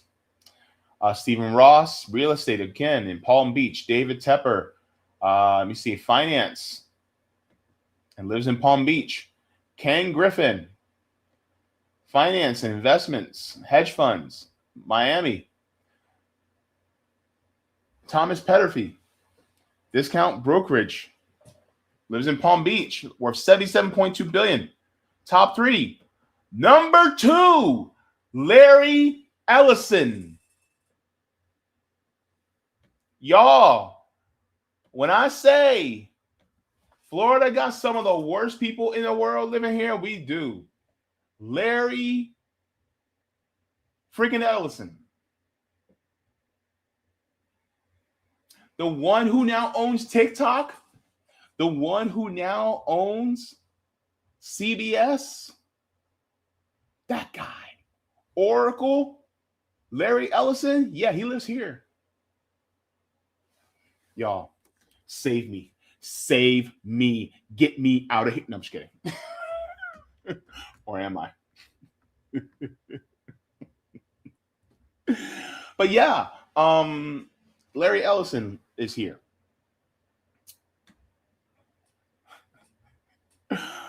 And number 1, look, the great value Lex Luthor himself, Jeff Bezos. Yes, a lot of people don't know this, but Jeff Bezos is a Florida resident.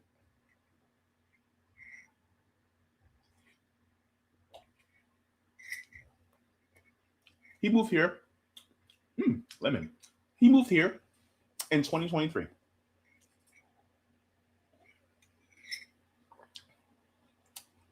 Can you say gentrification? I can. So yes, Florida is a haven for billionaires. Also, no state income tax. That's one of the reasons why. So yeah, I wish we had a wealth tax here. I wish we did, because we can definitely use one. As far as Washington State goes, one of the, no, if not the richest person in Washington State, Bill Gates. Also, Jeff Bezos used to live in Washington State. Now he's here. He went from way in the Northwest all the way down to the Southeast.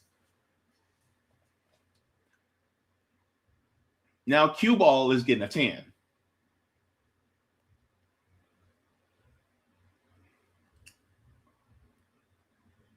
So yes.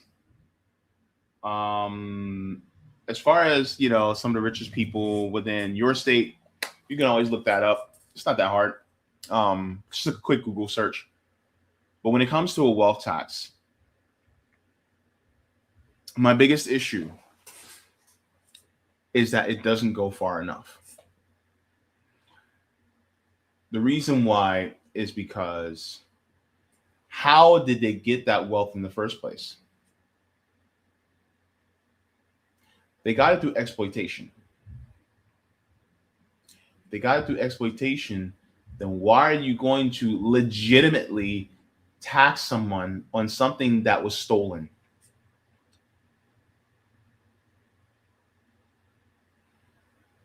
And I'm not talking about stolen in a U.S. law framework. I'm talking about stolen in an ethical framework. Because people who worked under them that created the surplus value, they extracted that from the workers and they kept all the profits for themselves, even though at a certain point they weren't doing any of the work, period. And so that surplus value has added to them, but their workers are still struggling. So you're saying that, oh, well, yeah, that money is legitimately there, so we should just tax them based on what, like, look, how are you going to tax somebody on something they stole instead of just taking that money back in full? That's like you moving into my house and you steal money out of my wallet. And then you're like, all right, I'll pay you rent to live in this house. And then you give me some of my money you give me some money out of the money that you stole from me. What kind of, that's some hustle man shit. If you watch Martin, if you know, you know. But that's some hustle man type stuff, man. How are you going to do that to me? You living in my house, you steal money out of my wallet, and then you try to pay me rent with the money you stole out of my wallet? Bruh. And this is why, for me, wealth tax doesn't go far enough. The wealth that they stole, it needs to be returned. You're talking to somebody that believes in reparations. I believe in reparations by principle, not just for us freedmen. I also believe in reparations for workers. Because what is the biggest amount of theft that occurs here in the United States? It is wage theft. Who do you think got that money? Who got it? Who passed go and who collect $200 or your dollars? It was them. And so this is why I feel like, yes, it is a step in the right direction. It's a strong step in the right direction, but it's not far enough. And a wealth tax keep the system that harms us in place. It says, okay, we can keep this system that they use to exploit us. All we got to do is just collect a little bit more from them and just leave it at that. And some of these countries that have wealth taxes, especially the European social democracies, yes, are their workers exploited a little bit less than us? Yes. But who is being exploited more now that their workers aren't being exploited? Because they still have capitalism. Look at the global south. Look at the global south, y'all. Look at all these countries. Look at Democratic Republic of Congo. Look at Sudan. Look at Uganda. Look at how they used to treat Mali, Burkina Faso, and Niger. All these places that were colonies. And they still extracted the wealth out of them. So just because it's a social democracy doesn't mean it still doesn't harm the world. Doesn't mean it still doesn't exploit other workers. You just don't see them as much. And so this is why I say, when people say, oh, we need to just tax the rich, that's a half of a half of a half measure. Because we shouldn't have people exploiting other workers like that in the first place. We shouldn't be allowing workers to be exploited so that they can get to a point where we have to do a wealth tax. We should have gotten to that place we should have gotten there in the first place. And so when I say that it doesn't go far enough, I mean that. And so this is why I think it's important that we have this conversation. Is taxing the rich enough? In my opinion, no, it is not far enough. But unfortunately, the system is built this way. And like the old saying goes, from a lot of people, it is easy to imagine the end of the world, but it is not easy to imagine the end of capitalism. Because we're so conditioned, and we're conditioned to think of capitalism as something that is naturally occurring in nature when it does not. And by the way, for all the people who are in the chat going, well, you iPhone this and blah, blah, blah. No. Commerce and capitalism are two different things. Words have meaning. Let's learn definitions before we put in the comments. Okay? Words have meaning. And let's stick to the meaning. Let's stick to the definitions. Capitalism and commerce are two different things. You can still have commerce in other economic systems. Yes, you can. And so this is why, and let me know what you think. Because I do think that a wealth tax would be beneficial for the working class. And I'm all about mitigating the harm to working class. But I'm also not about to embrace a system that saves capitalism from itself. Why do you think we passed the New Deal? The New Deal saved capitalism from itself because the people were, excuse me, the people were about to end this in the 1930s and 40s. They were about to end this. Or I should say 1920s. In 1929, we were about to end this. Capitalism would have died almost 100 years ago. But because they instituted social welfare programs, it saved capitalism. And instead of using that as a bridge, now the capitalists, with their inherent greed, because we trust the snake to be a snake, they're clawing all that back.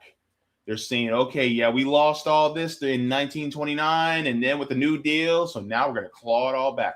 We're getting all that stuff back. All that upward mobility that a lot of people, particularly white people, got in the 1950s and 60s when they actually left the cities and they went and they had that white flight and they went to the suburbs. So guess what? We clawing all that benefit back. All that money that went to college educations and all that. Oh, yeah, we clawing all that back. All them pensions. Oh, yeah, we clawing all that back. No more pensions. You guys are just getting 401ks now. Oh, yeah, they're going to get to a point where they're not even going to be doing 401ks.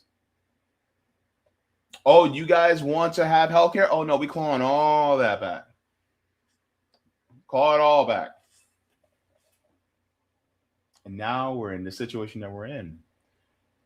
Because capitalism reverted back to its original form like Majin Buu. If you know, you know.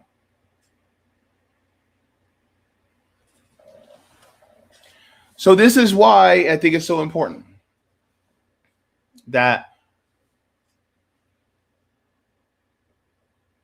we look at it from a more nuanced lens instead of just, oh man, this is going to be great. And then that's the end all be all. No, it's not. The fight ain't over. Now, yes, tax that ass. Do it. But don't stop there. We have to go beyond that.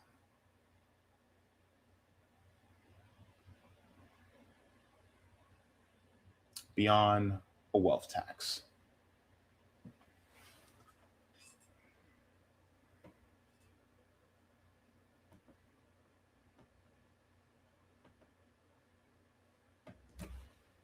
All right, everybody. Go ahead and do the thing. Give a like to the stream. Appreciate it. Let's get into the comments, and then we will be on our way out of here. All right. Let's check to see if we have any Rumble rants in the house. All right. Yes, we do have a Rumble rant. Ooh, look at that. All right.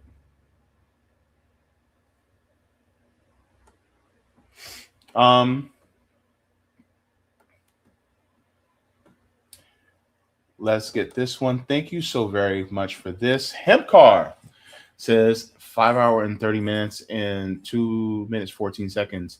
Why is this UN doctor saying shots are full of nanotech in sync with 7G?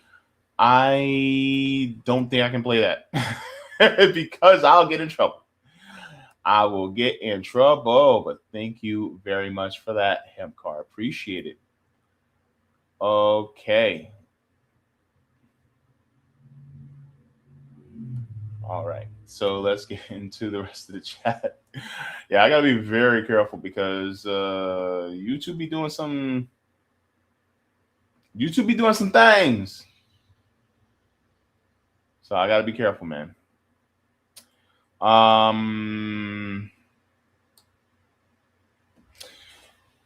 Interesting. Jacqueline says, talking about bandwidth, I've been reading a book called Utopia for Realists, which said that people who are marginalized or poor do worse in exams, not because they're stupid, but because with everything they have to deal with, their mental bandwidth can't cope.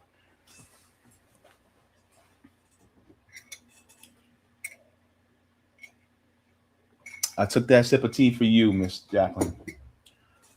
It's what we call diseases of despair. Mm-hmm. Because if we actually were to relieve this, imagine what the marginalized communities, the economically marginalized communities, imagine how much they would better off they would be. It's hard to focus in school when you're hungry. It's hard to focus in school when you have a lot of issues at home, and a lot of issues at home actually have close realities or close relatability to economic precarity. It's true. So yes, you're absolutely right. Thank you very much for that. That sounds like a very interesting book to read. And thank you very much for the suggestion. It reminds me of thinking about the book that I read on this channel called Laziness Does Not Exist by Dr. Devon Price. Devon Price. Devon Price. I'm sorry. I had a friend back in the day named Devon. And so his name is spelled the same way. Anyways. But yes. That book, phenomenal. And I still chat with Dr. Price to this day. I wish I had intellect like that. I wish. All right. Edward says we need to tax the rich in order to provide good infrastructure, better jobs, more social I think you meant programs to help the poor. Yeah. Did I miss something? Hang on.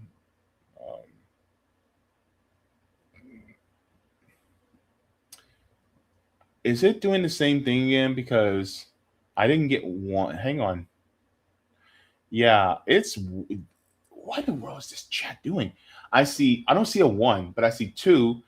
Tax predatory financial transactions, speculation, stock buyback, stock transfer, capital gains, carried interest, high frequency trading, charter public banks. It jumps from 2 to 4. I don't know what happened, Roger. Says force government to invest the same amount of money that they invest into corporations, into worker cooperatives. 5, decommodify housing. Oh, okay. 6. Oh, I guess that was 2 and 3 together. Okay. 6, nationalize, stationalize, or municipalize all the necessary, like high-speed broadband, power grid, water, shared transportation, and make them 100% taxpayer funded. Mm-hmm. Thank you very much for that, Roger. Appreciate it. Hempcar, ooh, you saying a word. Hempcar says megalomania is the most deadly and dangerous addiction. Mm-hmm. We are this world is being ran by a bunch of megalomaniacs. Jacqueline says it's not a drug dealer. It's a supplier and distributor of supplement that suspend reality.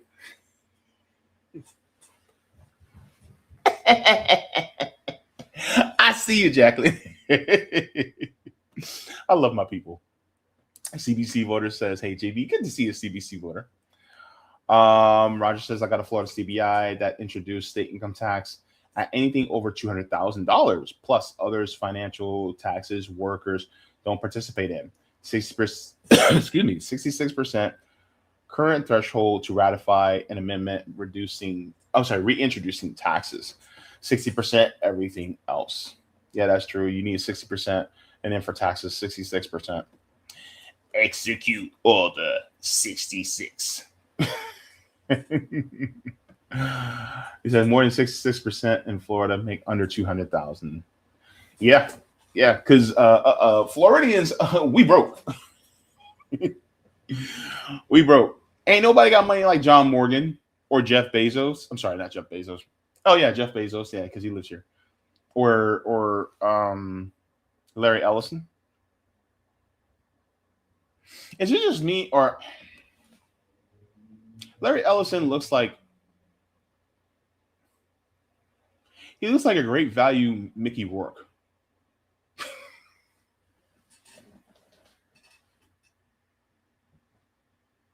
And I'm talking about Mickey Rourke after the plastic surgery. Oh, sorry. Look, it's okay on this channel to make fun of billionaires because you have to exploit people in order to get that much wealth. And I don't like exploiters. So it's okay. War criminals and billionaires, if you want to clown on them, it's cool. It's okay. I won't fault you for that because I do it myself. And don't get me started on Elon Musk because I will get started on Elon Musk. Clown him.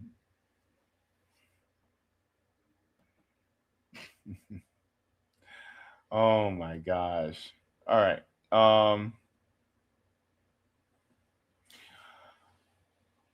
Roger says capitalists think we live in a capitalist country. I tell them the key word in capitalism is competition. I ask them where's competition, telling them no, we live in a monopolistic country. Why are capitalists protecting monopolism? They say that as an excuse. They don't actually believe that because they know. It's an excuse to get people like you and me to believe. They're trying to serve us that cyanide-laced Kool-Aid so that we'll drink it and go, oh yeah, it's all about competition when they know it's not about competition. Peter Thiel made that argument in a class one day. He argued that competition is for suckers. He argued for monopolies. Peter Thiel knows that capitalism is inherently flawed and has so many contradictions that it is doomed to fail and is on its way out. That's why, and watch Tabby Sabs about this. He was talking about how a bunch of these billionaires, they bought bunkers because they know it's about to collapse. They know this. Why do you think so many cop cities are being built right now? Because they know it's about to collapse. It's just, yeah. Human Rights for All says stop the deductible, bailout, incentive, flat taxes, work in healthcare.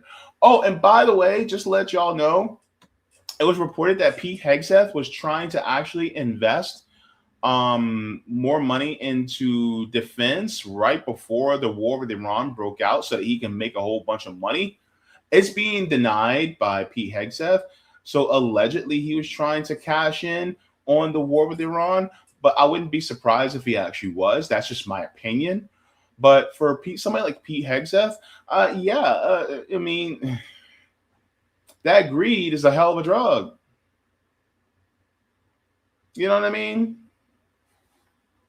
I mean, being Secretary of War, it pays a decent salary, but these people are trying to be rich.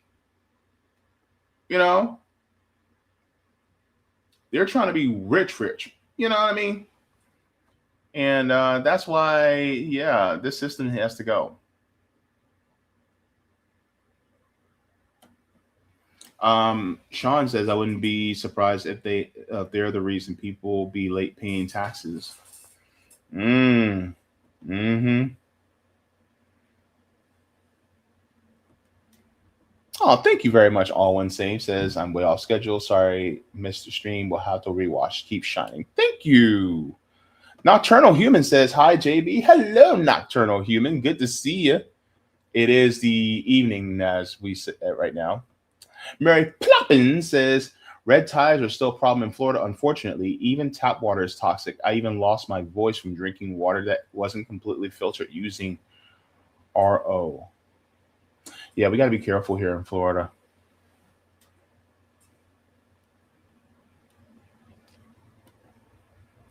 Alwyn Same said, did Brian McGinnis explain what he meant by Memphis as leaders? I don't know about that.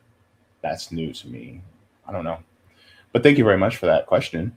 Roger says, oh, here's number one, way down here. One, close loopholes, because as long as a bucket has a hole, it doesn't matter how much water you make, the rich pour into it. It will always never be enough because that hole at the bottom. Exactly. Thank you so very much. Appreciate it. That's what you were talking about, number one. I was looking for it. Okay. Thank you very much for this, all one saying. Thank you for the super chat. Says, did Brian McGinnis explain what he meant by Memphis has leaders? Yeah. I wish. I don't know. I haven't heard anything like that. So I don't know. This is my first time hearing about it. So maybe I can ask him next time. Let me see. Human Rights for All says greed is the root of all evil done on this planet. Yeah.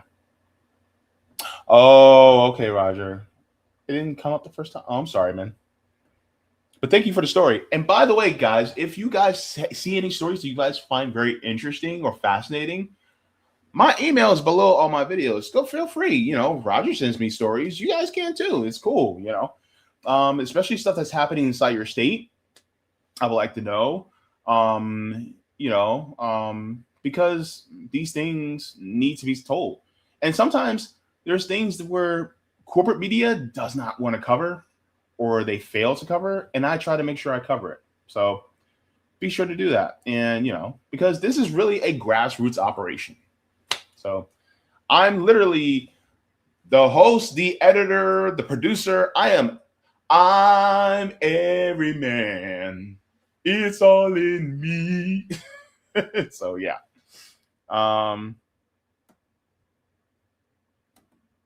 He said when Brian was being taken from the hearing room, he was on the corner. He said Memphis has leaders. I don't know what that means. I would have to ask him. Or maybe it was I don't know. I would have to ask him. But thank you very much for that, all insane.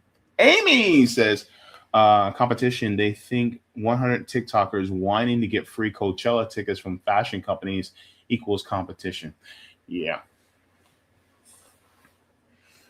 You see, New Hampshire, Arkansas, Nevada, Tennessee, Texas, Washington, Florida, South Dakota, and Wyoming. No state taxes. Yeah. All right, guys. It is time for me to roll on. I should have brought up a funny video at the end to make y'all people laugh.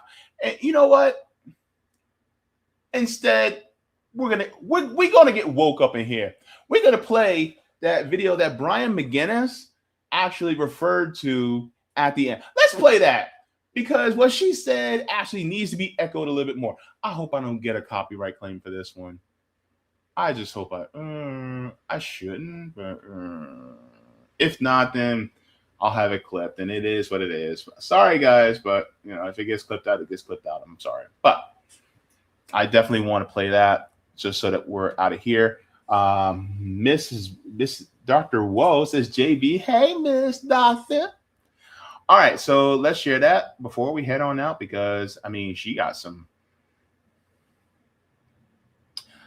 things to say, and she, this is basically what was said.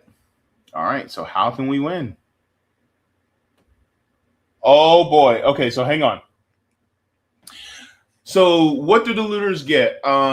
Stuff. Clothes, shoes, bags, a PS5. They get a TV. They get stuff that they wouldn't normally be able to get because they're so economically disadvantaged that they actually have to do that in order to be able to get it. But the problem is, why do they feel the need to be able to do the looting? Why? Is it just because of moral failing, or is it because The economic system put them in such a disadvantaged state that they feel like they have no other choice. Struck by the iron is hot, you know what I mean? Because we want to talk about them as looters, but we don't want to talk about the looters that are on Wall Street. I want to create a system where looting doesn't even need to exist. Where people don't even think, oh, I need to, like, for instance, if we were to give everyone a solid base economically of housing, healthcare, education, food, clean water, the solid base of everything, how many people would start looting? If they had the basic necessities met at least. And then some people who are looting are not looting because they just want the stuff. They're looting because they can sell it later because they may need to pay their rent.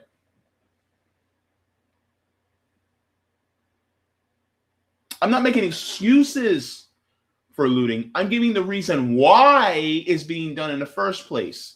And the reason why is really more pressing than what they're doing. It is why somebody would be reduced to doing something like that. Right? That's just like focusing on prostitution. And people go, oh my God, prostitution is so awful. It's so horrible. I can't believe they're selling their bodies. And I'm like, okay, but why are they doing it? Because they have a moral failing. Is it because they have a moral failing, or is it because conditions are so bad that they feel like they have no other choice? And people go, well, they have a choice. And I'm like, you haven't lived their life, number one. Number two, you don't know the conditions that they're under. Number three, the situations that we are currently seeing within this economic system have placed them in the position where they have to do things under duress. And of course, we have actually went over the definitions of what duress really is. And I'm going to be real with you. I'm going to keep it a buck.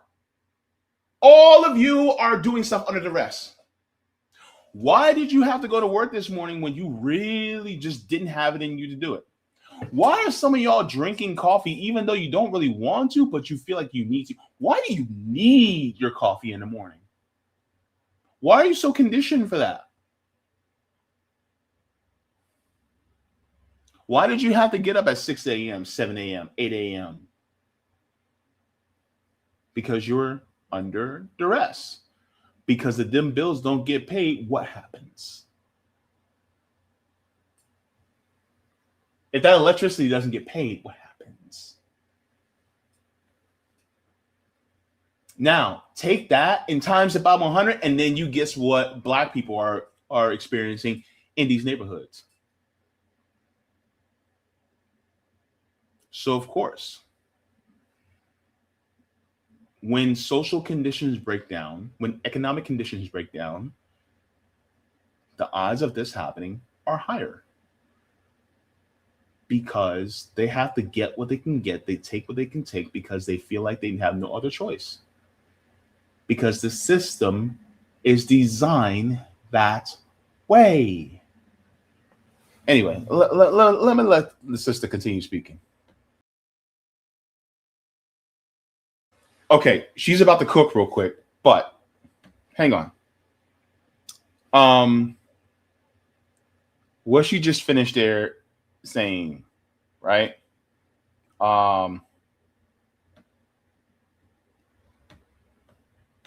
Plenty of people who pull themselves up by their bootstraps. All right, so the whole concept of pulling somebody up by their bootstraps, pulling yourself up by the bootstraps, was actually a play on words to show that depending just on yourself in order to succeed within society is impossible. The inventor of that meant that as a phrase to be seen as ridiculous because you cannot pull yourself up by your bootstraps. Essentially, I want you to do this exercise. If you have on shoes, sneakers with laces, I want you to stand up, and then I want you to bend down. I want you to grab your shoelaces, and I want you to pull on your shoelaces and get your body to lift up off the ground without any assistance from anybody or anything. Lift your body off the ground by your shoelaces. Can you do it? Have you done it yet? Why haven't you done it yet? You must be deficient in some way. There's something wrong with you if you can't lift your body off the ground by your shoelaces. Maybe it's you. Maybe it's your race. Maybe it's your gender. Maybe it's some of you that guys are deficient in some way. Why can't you lift your body? You still haven't lifted your body up off the ground by your shoelaces yet? What in the world is wrong with you? Man, I guess it's the television. Man, I guess it's the violence. Man, maybe they're just preconditioned this way. Maybe it's just them.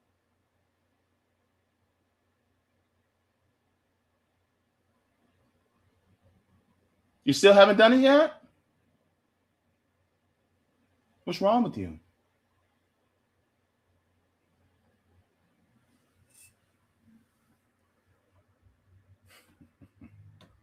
Now,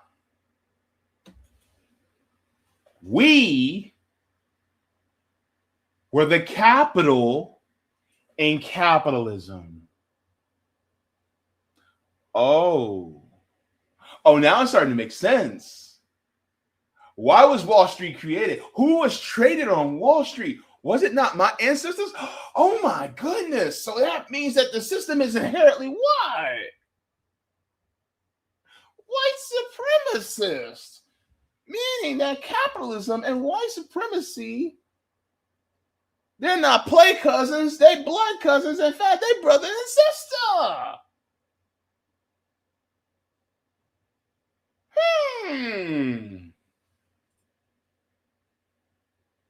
Which is one of the reasons why that my black behind is here in the first place in front of you on this beautiful screen with my skin looking as glowing as it is because of my melanin is popping.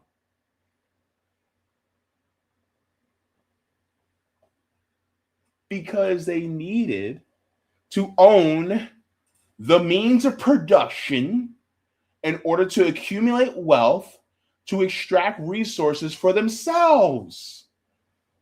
That's why the plantation houses were so big. And that's why our ancestors lived in shacks. Because we were the means of production. And the thing is, like, what we lived in shacks were no different than a tool living in a shed. That's the early start of capitalism. Woo, she cooking. We also own banks as well. We got ourselves to a point where we actually owned our own banks and all that. And got burned to the ground. It's true. And it wasn't just burned to the ground. Some of it was buried underwater. Some of those lakes that you guys know of, well, those are old black neighborhoods, or they're made into a park, namely one called Seneca Village, which is now known as Central Park in New York. So it's not just limited to the South. Let's let the sister continue cooking. 300,000 black women were fired, had lost their jobs back in 2025. Hundreds of thousands of black men have lost their jobs. The unemployment rate among black people in this country is 7.1%. It's almost double the unemployment rate overall. And they're like, oh my God, DEI hires, which mostly benefit white women. Mm-hmm. And yet, we're the problem. Oh, we're the problem. Everybody's all, and they always do the 13%, 50%. They'll make the claim, 13% of the population commit 50% of crimes. No, I'm going to give you a new 1350. 13% of the people that are convicted or that are charged, are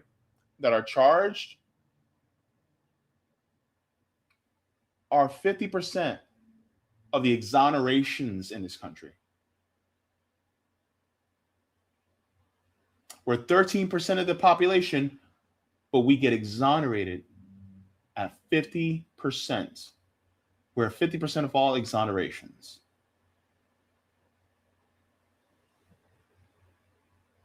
That sounds like a racist system to me.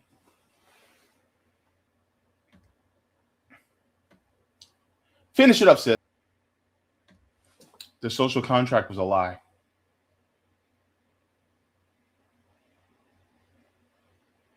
It was a lie.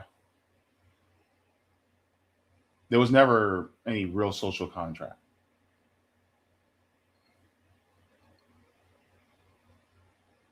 So when people say that the system is broken, it's not. Now, when she said it's rigged, that's true. I completely agree with that. It is fixed. It is rigged for the people at the top, for the people on the upper ladders economically who are predominantly white. But the social contract was a lie. Look at what the United States has done to the Native Americans. Talk to some Native Americans about the treaties that the United States agreed to and how they broke those treaties. You don't think that social contract was a lie for us black people? Oh, yes, it was.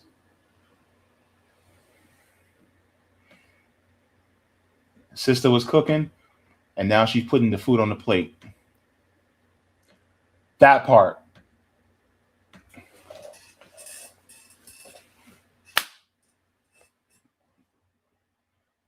And this is why, as a black man that has been educated, I cannot rock with capitalism. Black capitalism will not save us. It will not save us. This is why I'm anti-capitalist, because I am against the system that enslaved my ancestors in the first place. And any conscious black person that knows will also feel the same way as me. You cannot reform a system that is meant to enslave, that is meant to exploit.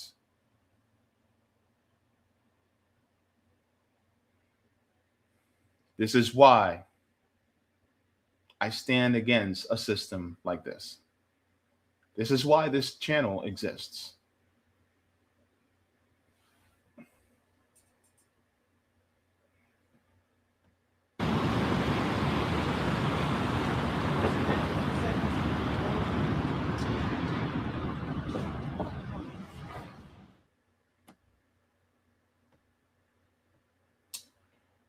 So I wanted to share that because Brian McGinnis brought it up, and I'm glad he did. And that opened his eyes. I hope it opened yours as well. So thank you so very much for that. Guys, thank you so very much for being part of the stream. Thank you so very much. Be sure to like on your way out. Anytime you guys see any videos and you found value in those, please make sure to like as well as hype the video clips as well. That helps me out to be able to reach more people. You guys have been so wonderful. Thank you so very much to candidate for I almost said governor. Candidate for Senator Brian McGinnis for joining me. It was a wonderful conversation. Can't wait to have him back on. And so thank you very much to everybody for joining in. Water your plants, water yourselves, leave the world better than you found it. Do all the things if you got them. And also be sure to also check on your neighbors and make sure that they know you and you know them at least just a little bit. Welcome them to the neighborhood if they're just moving in, and try to build solidarity with them as we move into something better, because ultimately we save us, not any of these people at the top. Thank you very much, guys. Mwah, forehead kisses. I'll see you guys in the next one. Good night. Thank you so much for watching, and I appreciate it from the top and bottom of my heart. If you'd like to see any more, you can look here. Mwah, forehead kisses.